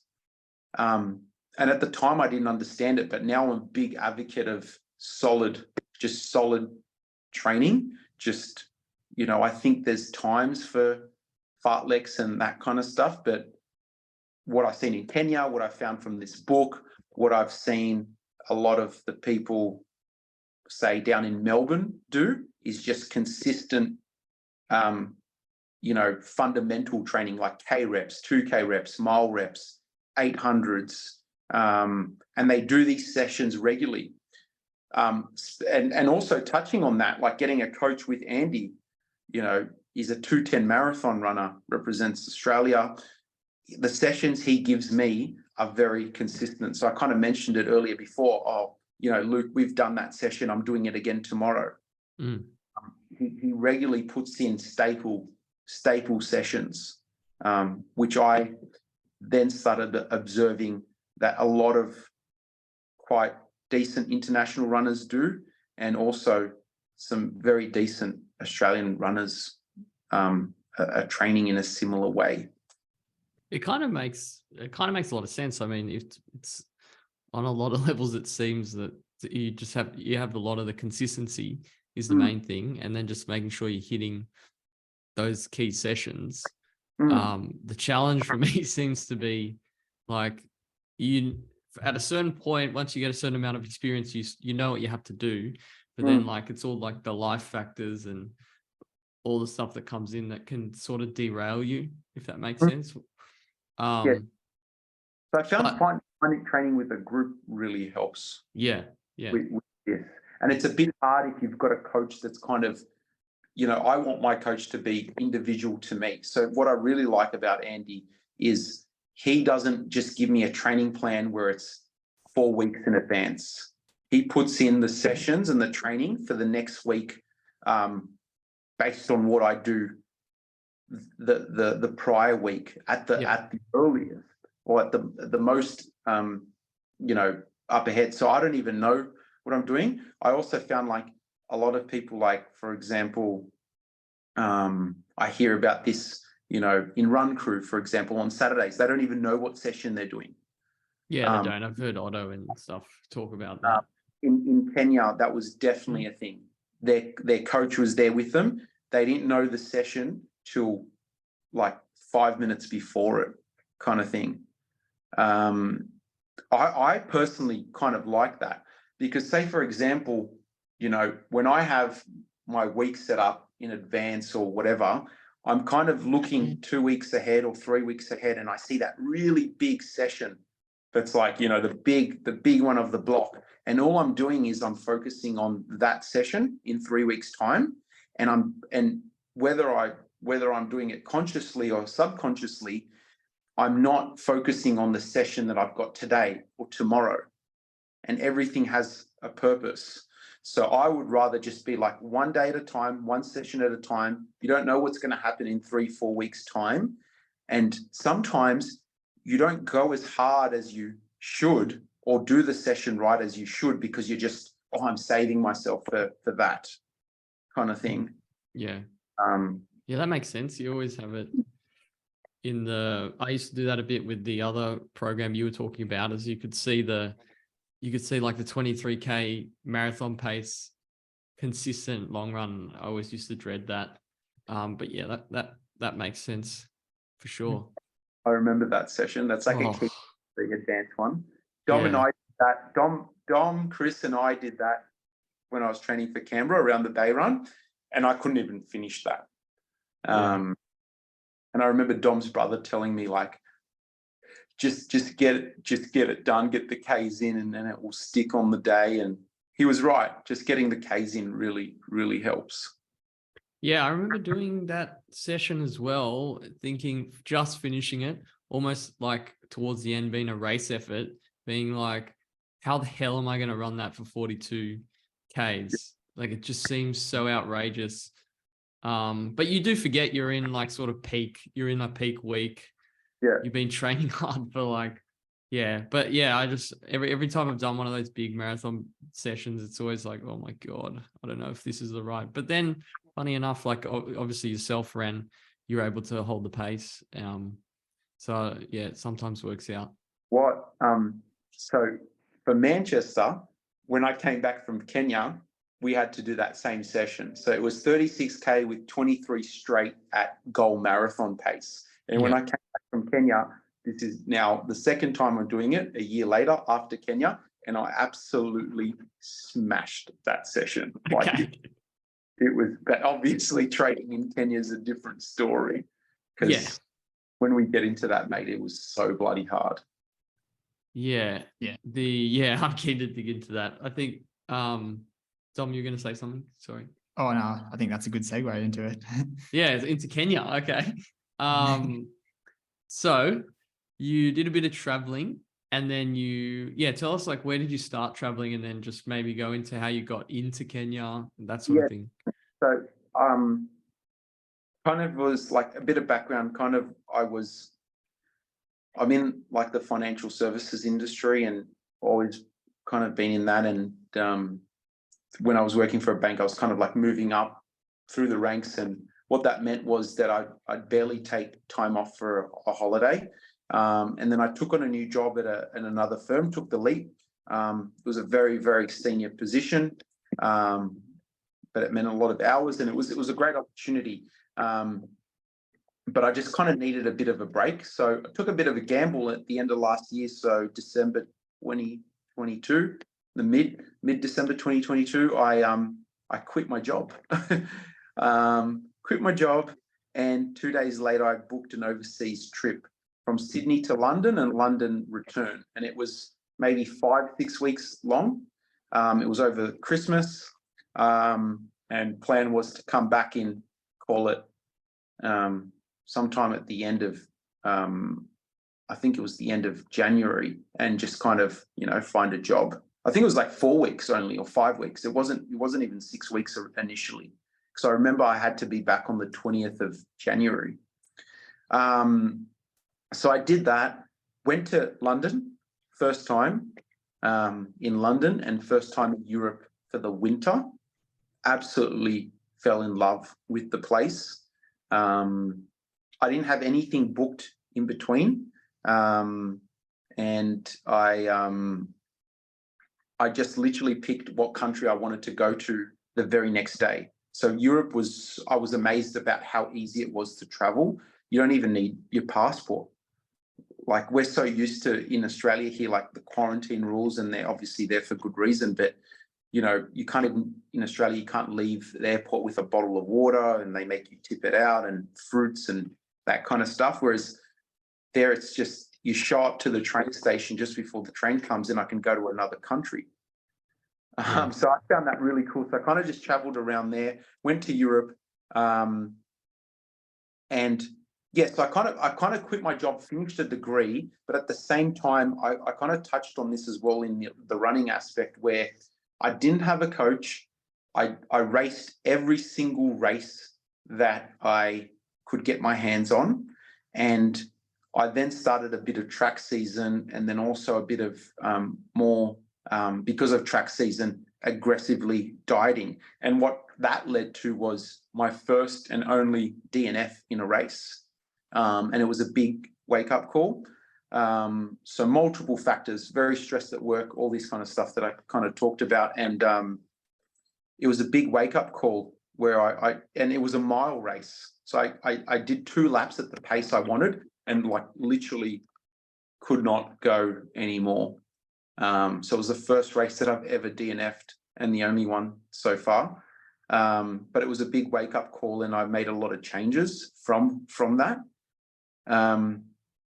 But after that, went to Europe, really enjoyed myself, gained a lot of weight, just really enjoying myself. Christmas markets, like what Dom was talking about, and trying everything, and all these cheeses and chocolates. And I went to Belgium, I went to Switzerland in the Swiss Alps skiing, I went to London, I went to Paris for Christmas, I went to Milan, I went to Spain, just had the best time.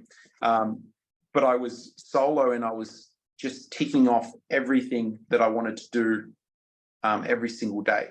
Training a bit there, and I kind of had reached out and connected with Andy, and we had a rough plan. But before I left, a few people suggested Kenya, and I just thought it would be really cool. And I'm like, well, now that I've quit my job, like, when else am I ever going to go there? And kind of as a child, you kind of like think, I don't know, you watch Lion King and you want to go to Africa and that kind of stuff. So I thought it was pretty cool. but I always thought it was going to be quite a scary and perhaps not so safe experience. But I kind of reached out. I think it was Jerome that introduced me to Run IX, which is kind of like a camp there, but it's, so I reached out to them. They responded. They're like, we'd love to have you, that kind of stuff. They gave me their prices and I was about to go and book. I had booked a ticket to Kenya, but no real accommodation. So that was kind of in the works.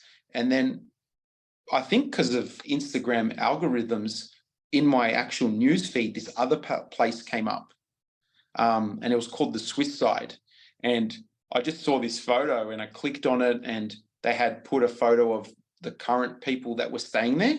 So I had a look, and one of the guys was from Australia, from Melbourne, and he was like a 3,000 meter runner.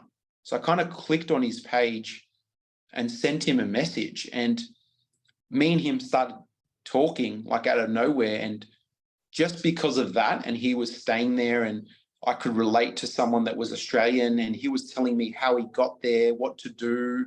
I trusted it more. So I went with this other place. It was really good, really cheap. Initially had Kenya booked for 9 days.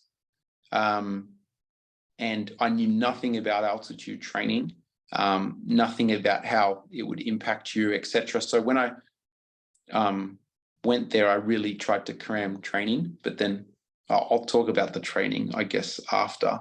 But that's how Kenya came about, just through kind of stumbling across it. So after Europe, I then went to, I caught a plane from Madrid it went to Abu Dhabi, and then from Abu Dhabi to Nairobi, which is Kenya's capital. When I was at Madrid, little side story, at the airport waiting for the plane, I ate the tuna sandwich that was in the window, and I got food poisoning. Oh. The whole way to Abu Dhabi, I think it was 8 hours, I was vomiting on the plane. It was the worst time of my life. Got to Abu Dhabi, nearly missed my connecting flight because I was vomiting at the airport. Just made it. Like, I remember seeing the sign saying like gates closed, like actually closed. I ran there and negotiated with them. They let me on, and then I just passed out, didn't eat anything, and then got to Kenya, got to Nairobi, had to wait at the airport. From Nairobi, what you do is you go to the domestic airport, which is literally next door. You kind of walk there, and I'm still sick, haven't eaten, haven't drunk anything, like just vomiting, so dehydrated. And I go outside and there's all these people trying to haggle you for a cab and your money. And it's African type hot weather. And it wasn't ideal. So I went over to the domestic airport, had to wait for the plane. The plane was, of course, delayed. So you go from Nairobi to a city called Eldoret. It's a 1 hour flight on this plane called Jumbo Jet. It's the only one that kind of runs there. So Jumbo Jet, if anyone wants to do it. Are you worried about that? No, not really. It was like a normal plane. I've been in dodgier planes in Greece, to be honest, with the propellers and stuff. This was like an actual, like the airline was called Jumbo Jet, or what? Yeah, it's a major. It's their major airline there. It's called Jumbo Jet. Good. So Jumbo means hello in Kenyan. It's like, right, okay. You go Jumbo. I think. I got that right. Yeah, it's like Jumbo. Yeah. Like hello. It's like a greeting. Nice. So it's Okay. Jumbo Jet. Yeah. And so got on that, sat next to this very large Kenyan guy who fell asleep on me, like literally fell asleep on me. Still haven't eaten, still haven't drank any water. And then when you get to Eldoret, you then got to get from the airport to Iten, which is where the training camp is. So it's about just under 2,500 meters high, like altitude.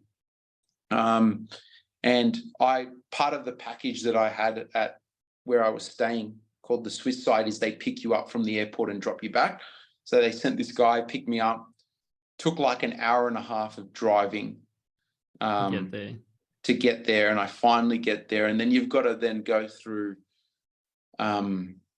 like, you know, the whole induction thing and that kind of stuff, and they show you, and there's other people there, so you've got to kind of socialize. But I was dead at this time.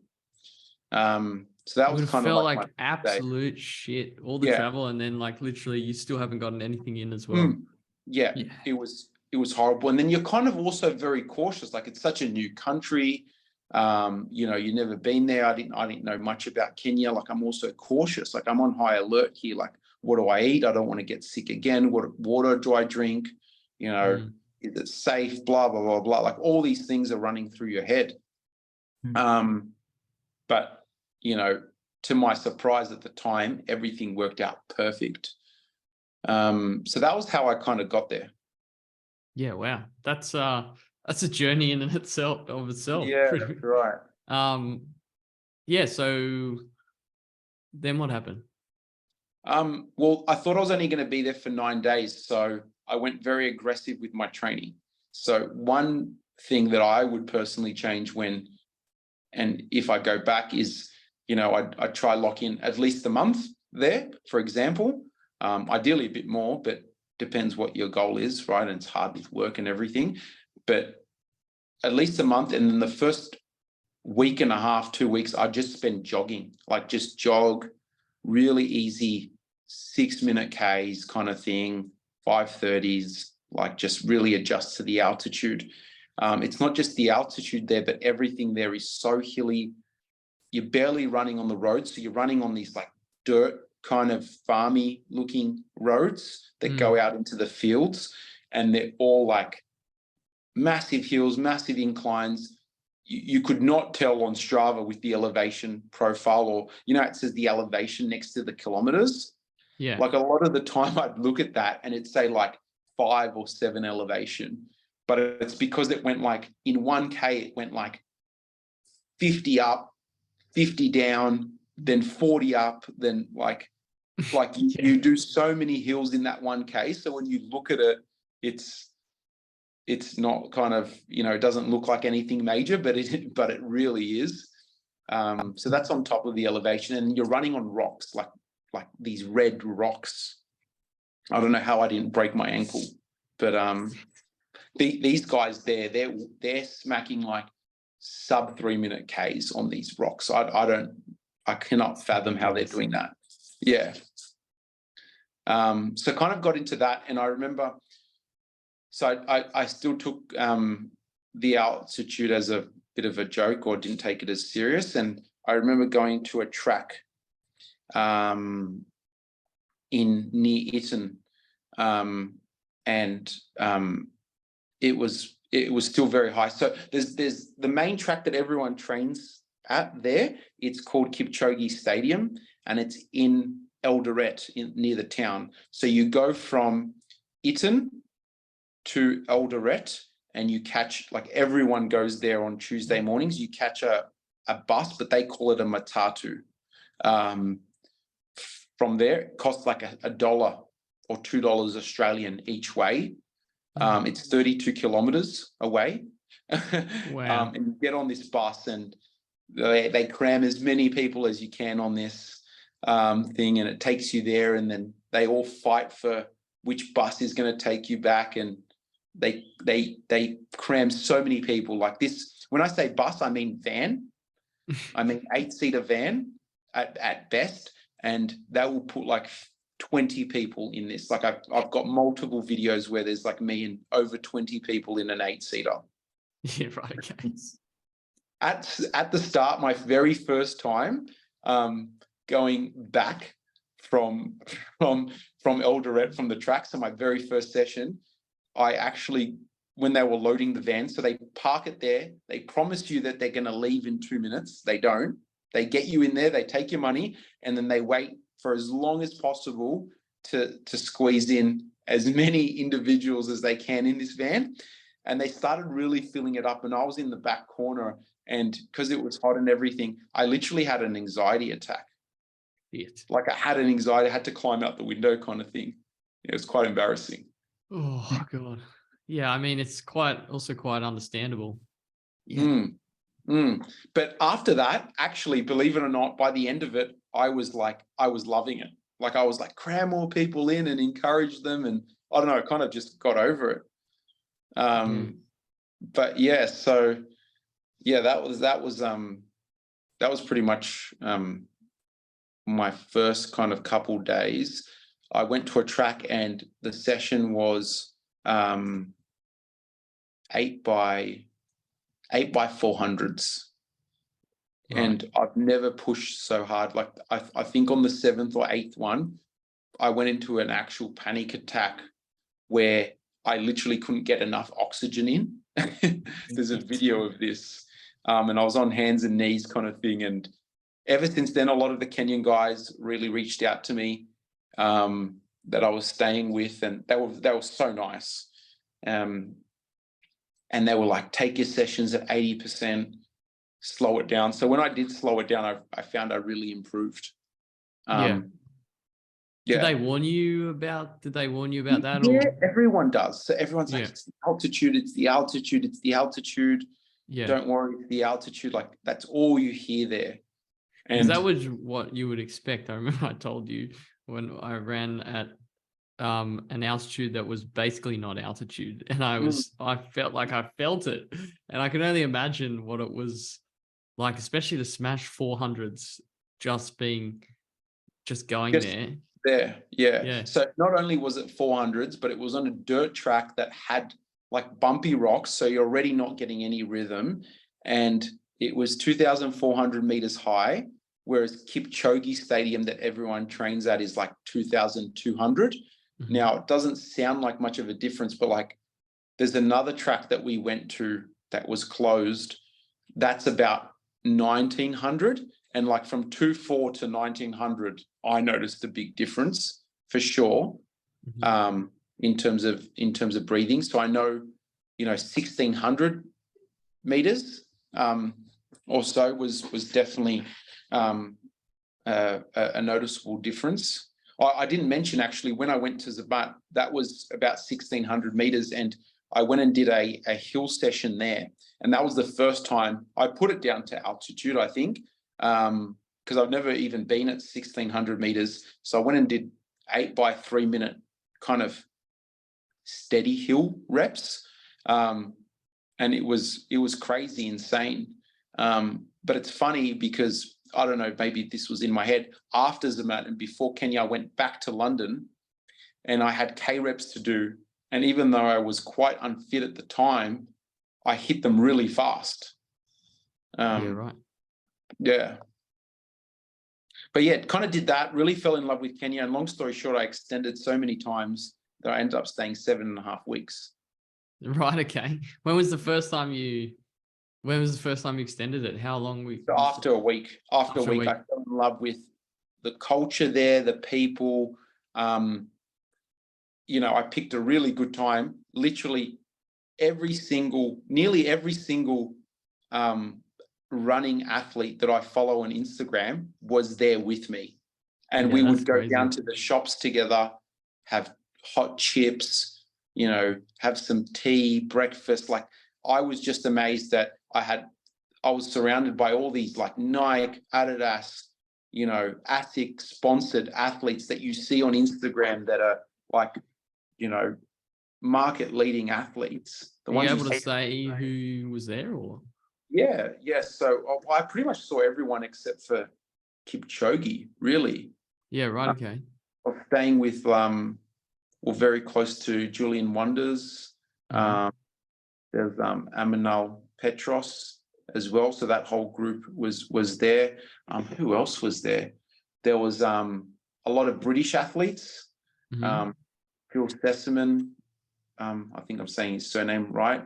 Emil was there. A lot of the British guys were there, and they all stayed together. Who else? A lot of Kenyan representatives, obviously. Yeah. There. Faith, the one that just broke the 1,500 meter world record. There's I don't know if you guys followed it. There was a marathon in Germany about a month or so ago. So Petros won it, and Dennis, who's also his training partner, a Kenyan guy, he came second. So they trained together in Julian's group. There was I've just forgotten his name. The Swiss guy. Come to me. That's all right.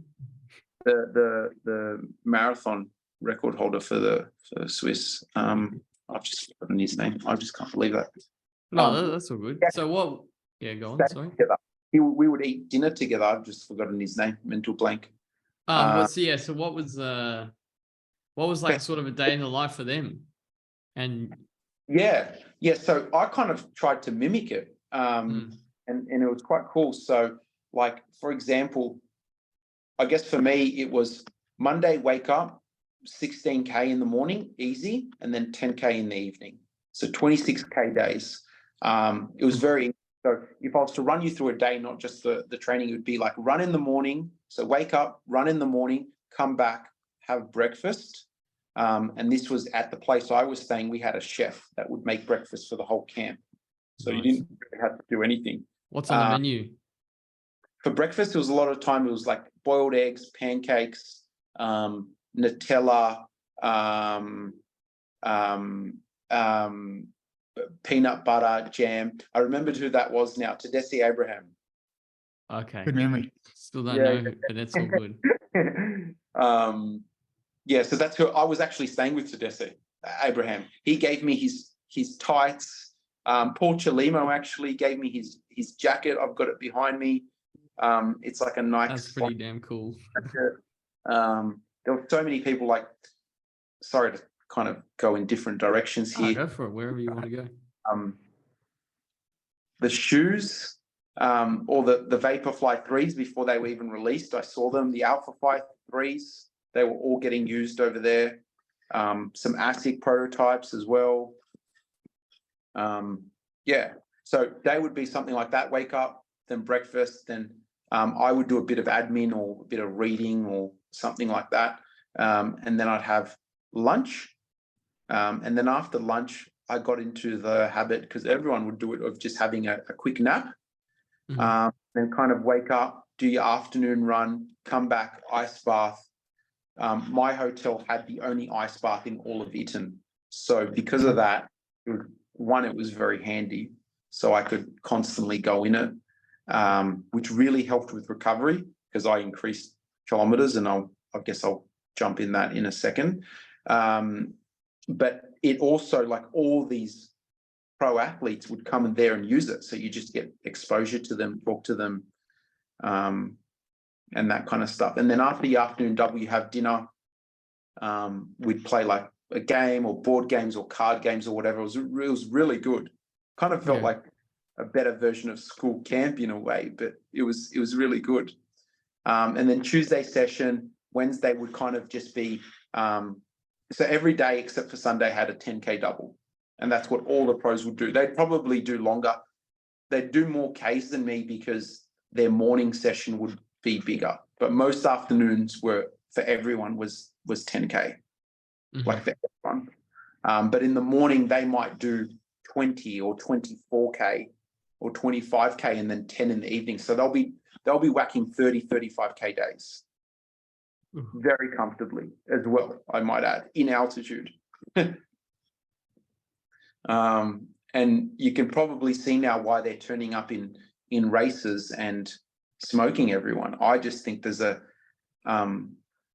many reasons for this, I think, but there's a big advantage, or there's a big dominance for Eastern Africans, right? And it's just the culture and what they're doing every single day. So I only did that for 7 weeks or so, and I became the fittest I've ever become, like unbelievably fit when I came back.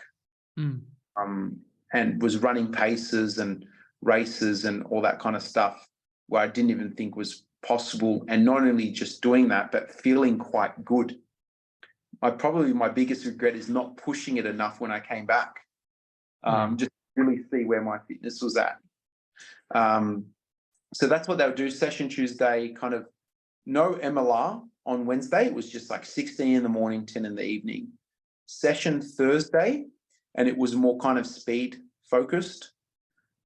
This was me, not what other guys were doing. And then Friday, 26K, so 16 and 10. Saturday, occasionally I'd have, or most Saturdays I have a session, and then Sunday was a long run that just kind of grew.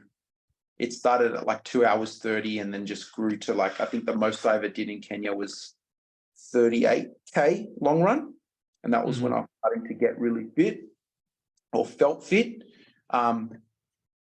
It was a big wake up call because, you know, all the paces that I thought I could run in sea level when I first got there, and even towards the end, I could get nowhere near it. So how long would you say the adjustment period was for out? Like, maybe just take us through what it felt like starting, and then did you sort of just taper in and get used to what the altitude's like? Yeah, so it took about, I think for me, it took about 2 weeks, really. Yeah. I thought it was like a week, but it took about 2 weeks where I noticed a little bit of a difference in, say, my easy runs. The whole time I was there, the 7 and a bit weeks, I never felt 100% at ease.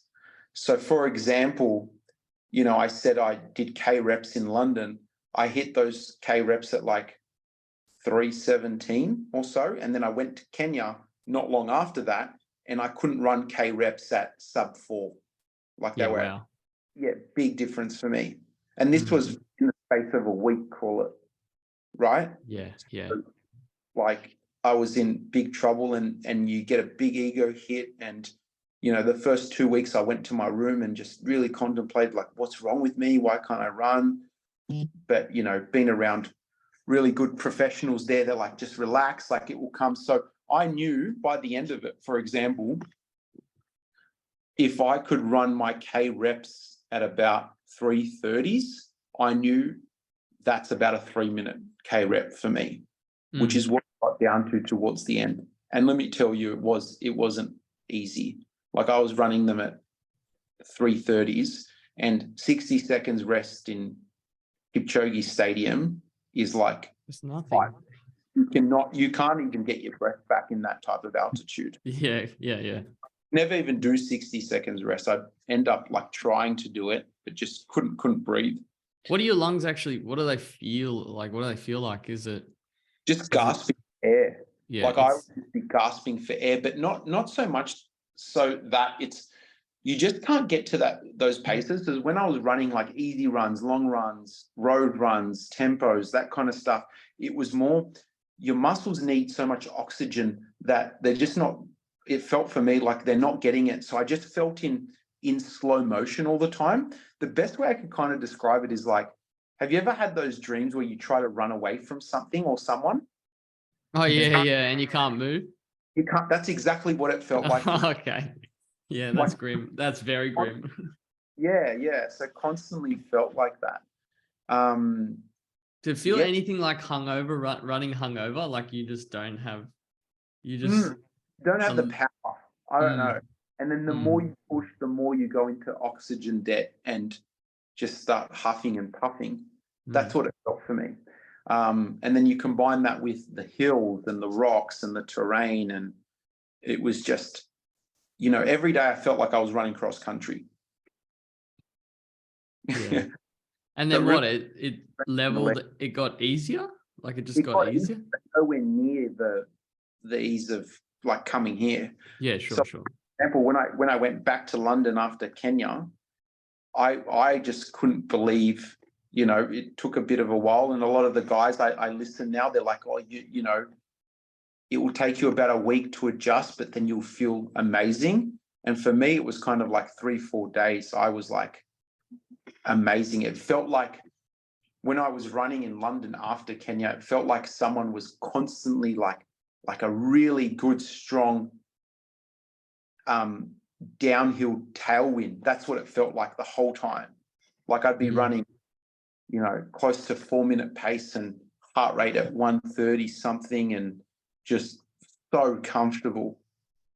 But for the 7.5 weeks before that, I was like getting tortured every run. Yeah, it's a Yeah. big difference. I mean, and that's the other thing. You previously weren't running that much, right? Like this is when you started No, that much. sort of running crazy. Hmm. Well, a lot of Ks, a lot of Crazy. Ks. It really is. And if you told me, like, say, I don't know, months before I went to Kenya, I'd be like, that's ridiculous. But just being around the people that do it made it seem so easy. And then when you start doing it and you really add it up with the afternoon doubles, it wasn't actually that hard. And one thing that I found was coming back to Australia was running on the concrete. I actually got more niggles here than when I was running 180, 85 Ks a week in Kenya because of the terrain, or perhaps also it was a combination of just being forced to take it easy. Like most of my runs there were like 5-minute plus Ks, but the best that I got coming back was incredible. So before that, I had never run anywhere more than 140K a week.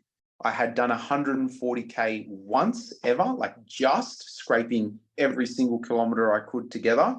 And even so much so that not even 130K weeks were regular. Like I think I had done maybe 230K weeks. And when I was in Kenya, I put together like 180K weeks. Jeez, it's a big jump. Yeah, that's I don't even. Yeah, I mean, yeah, it's a big jump. It's a big jump.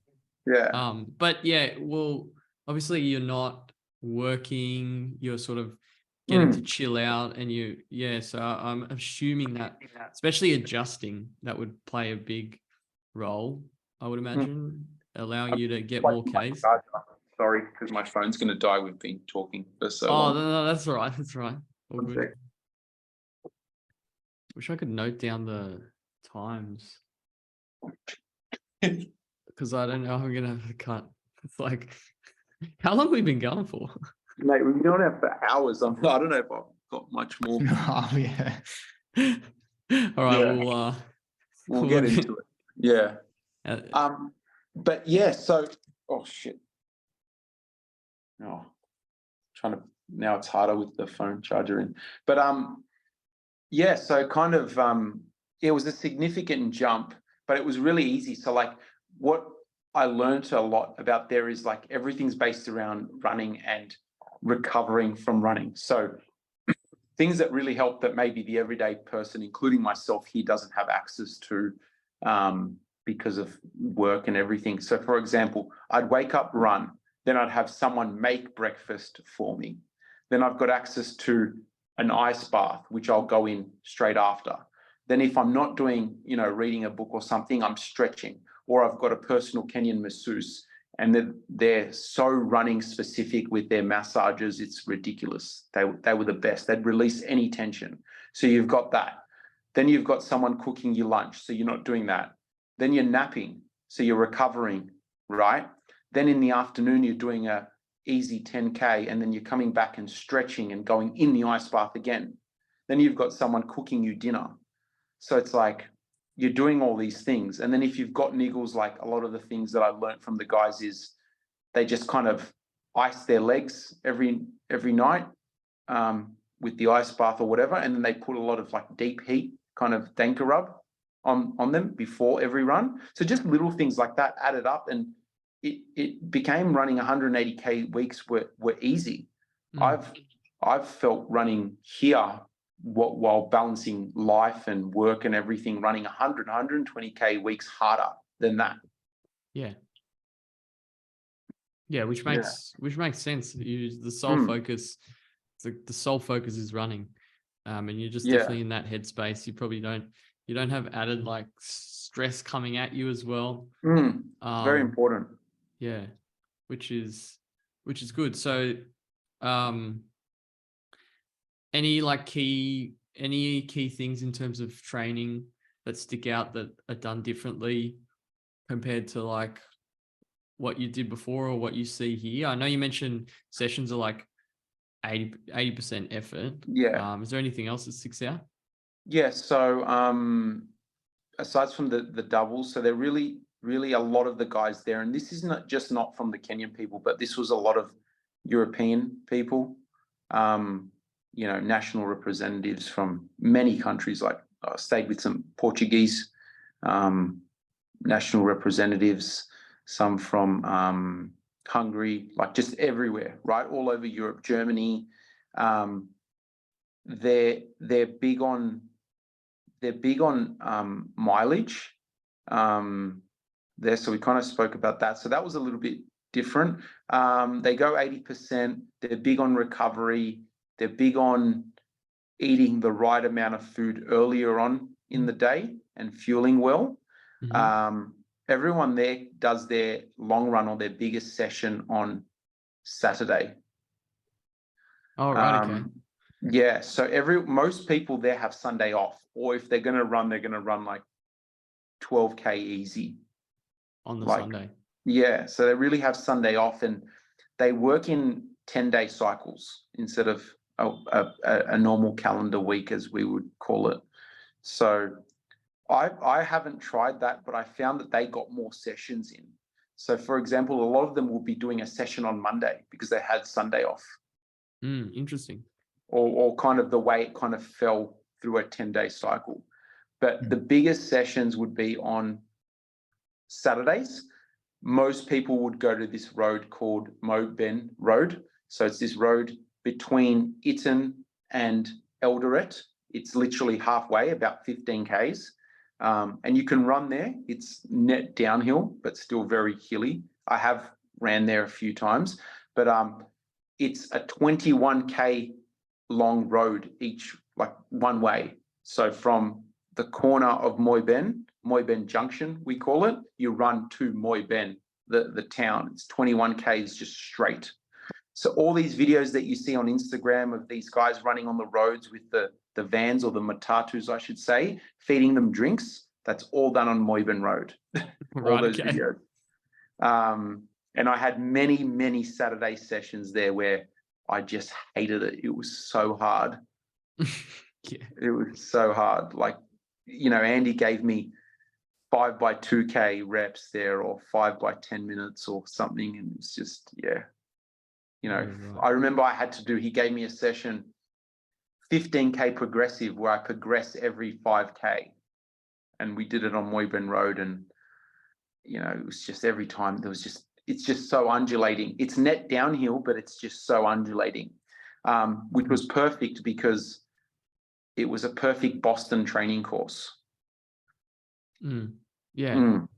And then, so you spent 6 weeks, did you say? 7 and a bit weeks. 7 and a bit. I did like, why I kind of stayed there for so long is I really liked the people, the culture, the food was really real. So if I was to touch on things outside of running, I went to a few safaris. Ticked the bucket list items. It was really awesome. But just speaking about the running, I guess for the podcast. So the people there were really nice, really humble. Went to a few schools, did some charity work as well. The food was really impressive. So it didn't necessarily look like Australian or Western country restaurant quality food. It didn't have the little pear cut up in the side or something like that, but It was actually real food. And I think that actually assisted with recovery and performance. There's no middleman in where they get their food. It's there. It's the milk's there, the eggs are there, the beef's there, the chicken's there. And I remember coming back, going to Woolies and buying some chicken from here, and I noticed multiple differences. Like, one, the size of the chicken, which was noticeably larger here, probably because we pump it with steroids or whatnot. But also what it kind of did to me after not eating food from Woolies here for a while. So it was really good. So that's why I stayed for 7.5 weeks and just got really fit, focused on Boston. because of work, long story short, I couldn't make it to Boston last minute, which caused me a lot of stress. Yeah. It was because of work, and it was because of my own kind of doing. I didn't renew my passport. Before traveling to this trip, I hadn't, as I mentioned, traveled in many, many years, and my passport still had a photo of me when I was like 13 years old. So I kind of got that 10-year passport kind of thing, or whatever it was. Not 13, maybe like 17 or 20 years old, something like that. I don't know. I got the 10-year passport, looked very young on it, very different. But when I went away to Kenya and Europe, I didn't have an issue because it had 8 months till expiry. But when I came back now, finding a job, etc., time away in Kenya, I only had 4 months left on the passport. I've now secured a job, done the final interview because I had to be here. And I've gone to book to go to Boston with a week to spare. So it was pretty good timing. And, I got caught in the whole, didn't have 6 months on my passport. So caused a lot of stress, but that's kind of why, long story short, why I went to Manchester. I was a bit disappointed because my whole training was focused on, I guess, Boston. Kind of trained in Kenya specifically for that. Learnt the course. It was a rolling net downhill course in Boston. I personally found that especially at marathon paces, I'm quite strong at holding my goal marathon paces on rolling hills. I really work the downhill. So I was quite excited for that. And obviously the team and my group was going to be there. So I was quite let down that I didn't do that. Traveling to Manchester caused me a lot of stress physically. And when I got there, I guess because I had already just recently traveled to Europe, I couldn't sleep on the plane, couldn't do anything. And my body just was so tight, so swollen. I even reached out to Andy and was almost not going to race because I just couldn't run anymore. It was, it wasn't the best time. And my plan and my training and everything indicated sub 240. That was the goal. And that's what I would have done in Boston or gone for. But because of this last minute thing, and I literally felt crap and didn't really come to life till pretty much the night before or the day before, there was a 245 pacer. So then we adjusted the goal and said, you know what, let's go out with 245 and try kick down. And Andy kind of said to kick down at 25, but I just didn't feel it. Probably just more so not physically, just me being more of a coward move, I'd kind of say. And I said to myself, I remember in the race, okay, I won't kick down at 25, I'll kick down at 32K or 33, like what I did for Canberra. And then that came and I just didn't do it again. And I only ended up really kicking down at like 37 and felt better. So I ended up running 244, almost flat, finished the race, feeling pretty good, which is I'm still disappointed about it because I didn't give it I'm all about, respecting the marathon, but I felt to my training and my ability, then I should have given it a little bit more of a crack. I was a little bit worried. What I kind of learnt now is the difference I noticed between say, and you'll notice this, Dom, as well, doing Berlin, especially Berlin. In Australia, I never really saw too many people or too many groups between, say, the 230 marathon or 225 marathon to 240 marathon, whereas overseas, it's like got just as many people as the 3-hour pack. So I always thought like, oh, there's going to be no one to run with. Don't get stuck in no man's land, blah, blah, blah, blah, blah. Trust me, there's none of that in Manchester or London, from what I've seen. So that was a bit of a learning. I wish I kind of knew that before. It's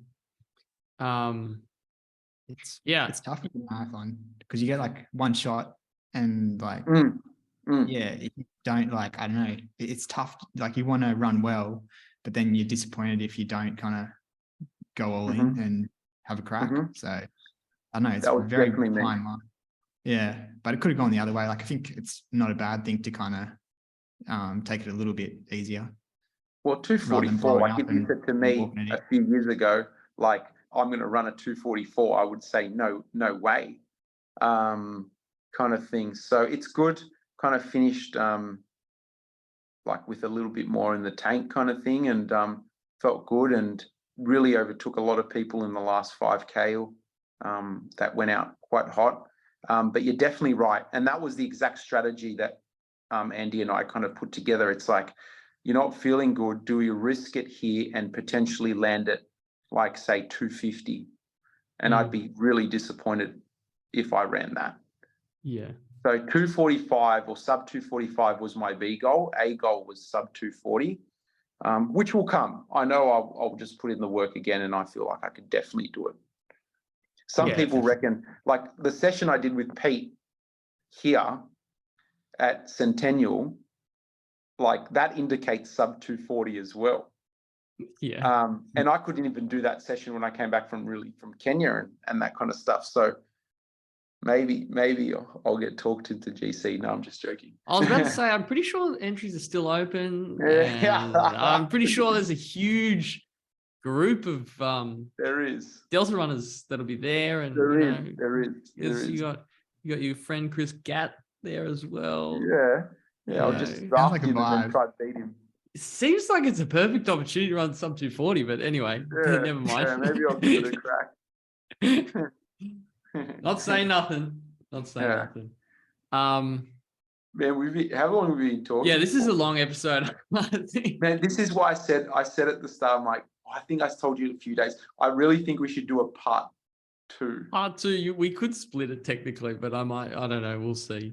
Like, as in Like you one could where do, it's like kind of the journey, and then one where it's like properly about Kenya. you could. I think. Like, who's going to listen to this for 3 hours? Yeah, it'll be right. It'll be right. It's just a very in-depth episode. There's a lot of training wisdom. Yeah, it might just split it up, I reckon, but Yeah, we'll see how we go. But I think we'll probably have to wrap it up. I mean, Well, we could do it. Depends if you split it, right? Like I think at the start for like an hour and a half or 2 hours, I really just talked about me and the whole journey. And then we could maybe come again and properly talk about Kenya. So kind of end it there. And then I talk about Kenya properly, maybe. I don't know. yeah, we'll see. We'll see how we go. I mean, we got a lot of detail in there. Yeah. For sure. And it was good to hear about how you actually got to Kenya and a bit of logistics and stuff like that, which gives people a practical understanding of it. Yeah. But anything else you want to mention? Not really. I guess I could touch on a lot of things to do with Kenya, and depends which way we kind of went there. So one thing I really liked about it as well is with the whole running thing is you can pay for a pacer there, and it's very cheap. It was like $5 Australian, and they'll do the whole warm up, exactly what you tell them to do in a session, and the cool down, and like carry your water bottle, and just everything. And it's so cheap, and they're just such nice guys. And obviously I was just giving them more and tipping them and stuff, but we became good friends with a lot of them. Yeah. And they still message me to this day. And I'm talking like guys that can run like 208 marathons. Yeah, right. Okay. Yeah. Yeah. So I remember one time I did this hill session, and I went to this forest in Itten called Camarini. So it's Camarini Forest. I've got some pictures on Instagram where the trees are like perfectly straight. It was like I was in a movie. I was really amazed by the landscape in Kenya as well, how beautiful it is. Lots of photos about that. But we did this hill session, and a lot of the Kenyan guys, like actual Kenyan guys that live there and train there consistently, go to this forest every Monday or most Mondays or Wednesdays and do a hill session. And it's just 1 hour continuous hills, like nonstop. And when I say hill, it's like, man, it's a bloody hill. So a funny story, first hill session, I was speaking to the pacer, and I said, tomorrow we're going to do hills 8 by 8x3 minute hills. And, I had been in Itten for a bit, and I'm like, sussing out where I'm going to do these hills. And the pacer comes the next day, and, he's like, where are we going? And I'm like, oh, we're going to do the warm up to here. And then we're going to do the hills on this road, and then warm up, cool down from there. And he's like, looked at me all confused, and he's like, oh, I thought you said you wanted to do hills. And I'm like, yeah, it's the hill there. And he's like, that's not a hill, that's a slope. Jeez. and after that, I knew I was in trouble. Yeah.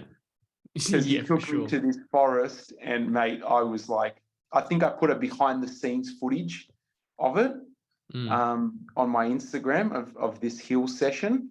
And it was like through the forest, and something about running in between these trees, you could breathe even less. I don't know, I just felt claustrophobic, and I couldn't do the 3 minutes straight. I had to zigzag them because it was that steep and that much altitude. And it's funny because you asked me before, when did I notice a noticeable difference? And it was actually after that session. Yeah, right, okay. Really woke me up. Yeah. So that was very interesting. There was another session as well, actually, where Andy got me to do 6K, 3K, 2K, 1K. So I had to do 6K threshold on the track, then into 3K threshold, then into 2K, then into 1K. And by the time I got to 1K, where it was only 2.5 laps, that felt so easy after doing 6K on the track. Yeah. That was 15 laps. Jesus. So that was another noticeable session. We did a lot of K repeats. And again, I kind of touched on this, just sticking to the fundamental training principles. I ended up like hating it. K reps were so hard. I like in Kenya, for me anyways, I was like dreading it. Because I guess it was just multiple things. It was one, just knowing, in sea level, I could do these K reps so much faster, and now I'm going so much slower, and it hurts even more. And because we're regularly doing them, you naturally don't want to regress from it. So like if last week I had a really good week and I ran them in 3:30s, for example, like there was a lot of pressure in my head internally. I've got to run them at 3:30s at least this time, because already 3:30s to me in my head, whatever it is, ego or whatever, is slow for K reps. Yeah, it'd be very different. I know. Yeah, so I think that's the case. You could kind of tell yourself that, I don't care about the paces, but yeah, if I'm being honest with myself, I care. Even like 2 seconds off, I'm like, where's my fitness? So yeah, that's exactly right. Yeah, so as much as you like to say, it's like just detach yourself from paces. That's not how that works. It's interesting with the K reps as well. So another thing that Andy introduced to me was, say for example, we had 7 reps. He would tell me to push the 3rd and the 6th, which I never did before in my training. So he'd want 3rd and 6th rep hard, like harder.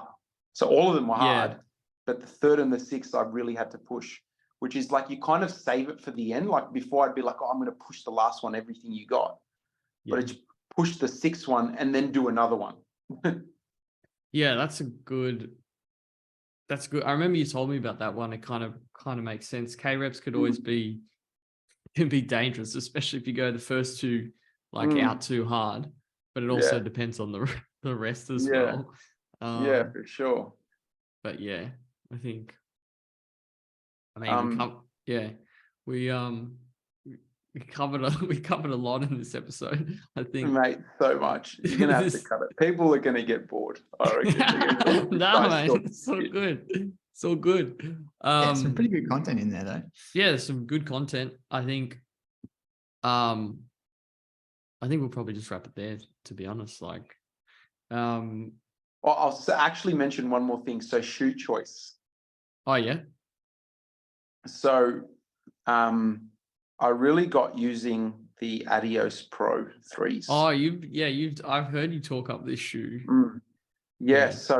so I guess briefly over time, due to changing running style, technique, weight, strength in the legs, etc., fitness, I found that naturally my body gravitates to various shoes, in easy shoes and also in racing shoes.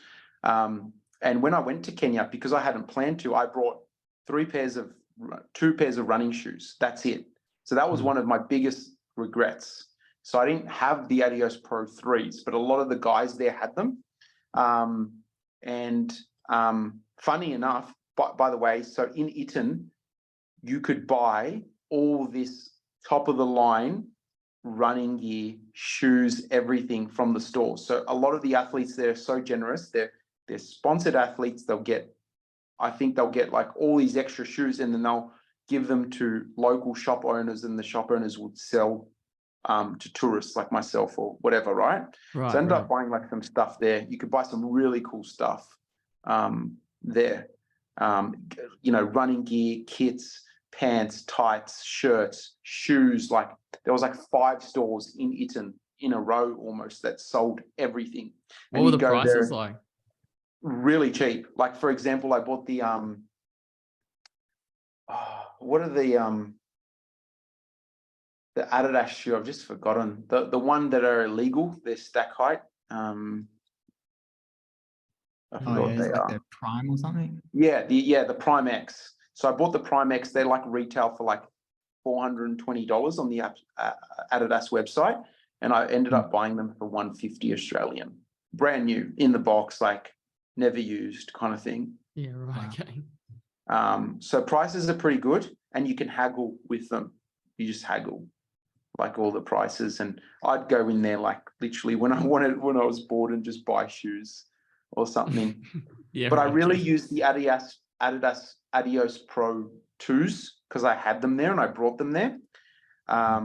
So for a lot of sessions, I found my style really suited them, and they felt really good with the energy rods instead of the carbon plate. And then when I came back, that's the marathon shoe. There's like one below that as well. Yeah, they got really similar names. I always get confused between them. me too. Yeah, so I think it's the marathon shoe. It's definitely the one that you see in the podiums, like up there. And then I came back and I got onto the Adios Pro 3s. So I had a pair before I went to Kenya. Really liked them. But then after Kenya, like my body really, really felt good in them. And I decided to actually step away from Nike and race Manchester in the Adios Pro 3s. So I bought a brand new pair. I didn't even try it on. I didn't test them or run them in or whatever. I just wore them because I knew the size is the same. I've already trained in them. Like I know how they're going to feel. I just wanted them fresh. It was a nice white pair. And raced in those, and they felt really good. If I was to give my honest opinion, they felt better when I put more force into them. So when I kicked down at the end, they felt a lot better, and I felt like I was getting more return out of them. I still think the Alpha Fly 1s are probably the greatest marathon shoe of all time, and I see so many studies about them, and I particularly noticed that a lot of guys pick the 1s over the 2s to race in, even though the 2s are so readily available. Especially in the UK, heaps of 1s, barely any 2s. And I know for a fact, like some of these guys that I was noticing, they have the 2s, so it's not like they don't have them or anything like that. They're purposely choosing to race in the 1s. And I found the 1s a lot more, I guess, energy efficient in the back end of a marathon. So not even the Adios Pro 3s were that good for me on the back end. Heaps of people love the 1s. I mean, I wish I could get more of them. Yeah, I probably could, but I don't want to pay like $380 for the 1s. I know Tobias absolutely raves about the 1s. They're really good. I'm a big fan. I think Yeah. they're the best marathon shoe to ever exist. Well, But I who don't know. more would I know? Yeah. Yeah. I felt like I was overstriding in them. Like, Mm, yeah, like I felt like it kind of changed my rhythm a bit too much almost. mm. What do you But- prefer, Dom?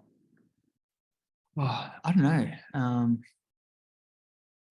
Probably just, yeah, the Vaporflies, I guess. Yeah. So on But, on the Vaporflies as well, that were the ones and twos is what I kind of started running in, and it was like, you know, a big deal to have them.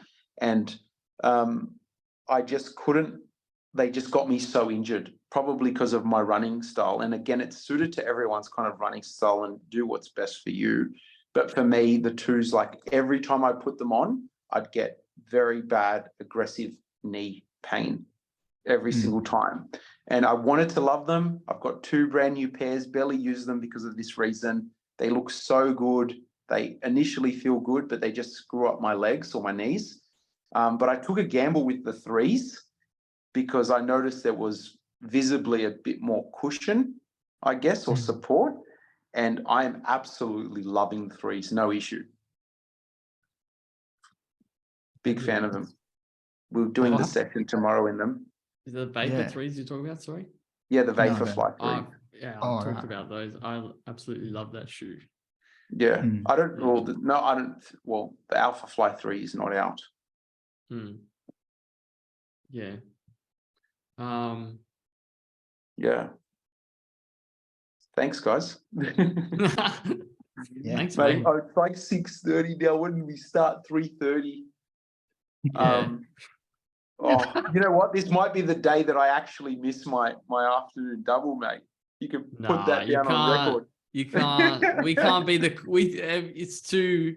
It wouldn't I'm make tired sense and for us to hungry be the now from all reason. this talking. No, really. Oh. Thank you, Dom. You got anything? Dom's just like chilling.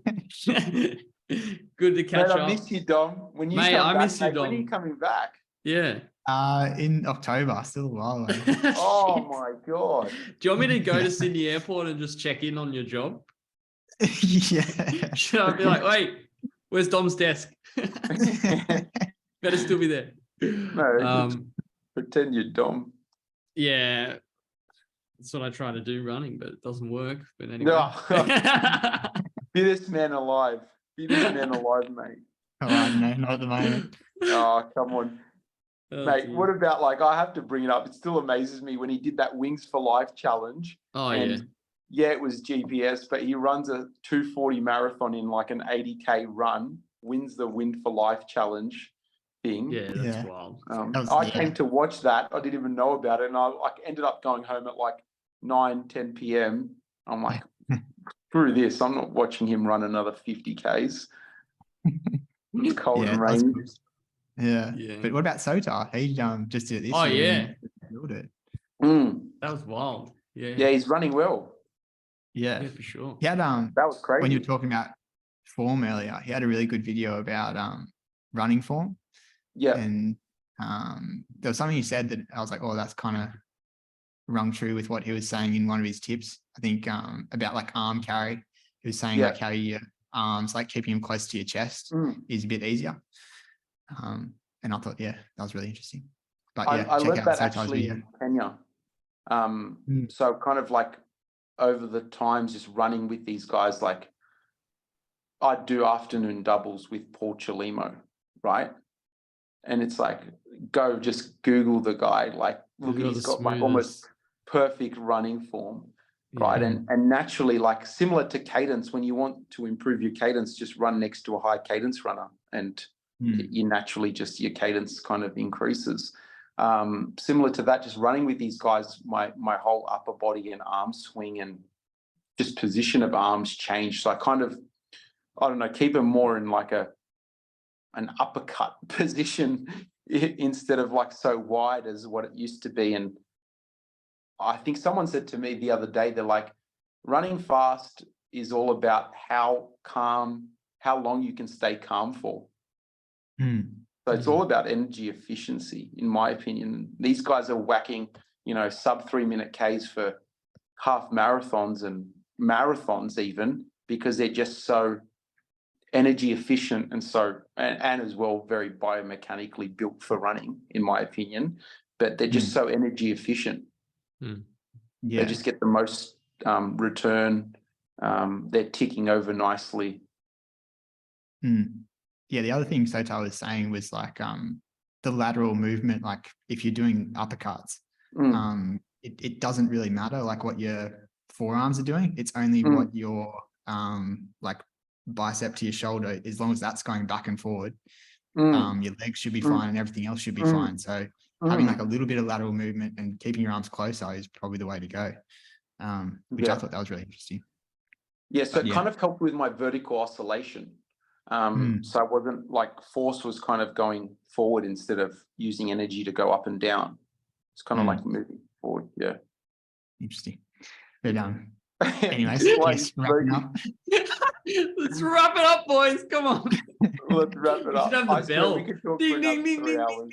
ding. Oh gosh. Probably the longest. love, You could put this down as the longest episode in history. Yeah. Yeah. No, thanks so much for coming on, Arthur. Yeah, mate. Thank That's you. all right, mate. Thanks. Great episode and good to catch up. I'm sure we'll see you at Gold Coast. Kidding. Anyway. No, you will see me there, but I'll I'll doing see you the there. half. Yeah, for sure. You know, after all this chat and marathon talk, I'm like, I've never had the inkling to do the marathon, but kind of, I don't know. Dom has a habit of kind of somehow motivating me to do things with running. Dom, know that's what your it is. cue. We were like, come on. Come on. Come on, Arthur. You can do it.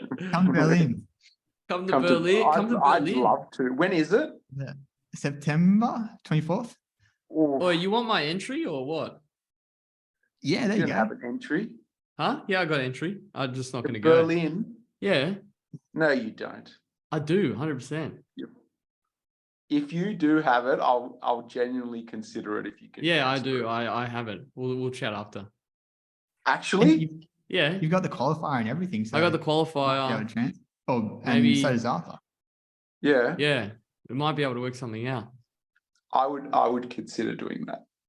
Yeah, that'd be Being serious, be because my yeah. next A race was going to be September, so I'm going to be training hard for that anyways. I'd love to do Berlin. That would be crazy. Anyways, maybe I'm getting ahead of myself. Well. Yeah. I mean, Anyways. it's all good. So it's good to get ahead of you. I don't know. Anyway. Mate, All I'm right. going to go easy double, and All right. I need to shake this day off and Thanks again. 4-hour talk. I'll stop Yeah. recording.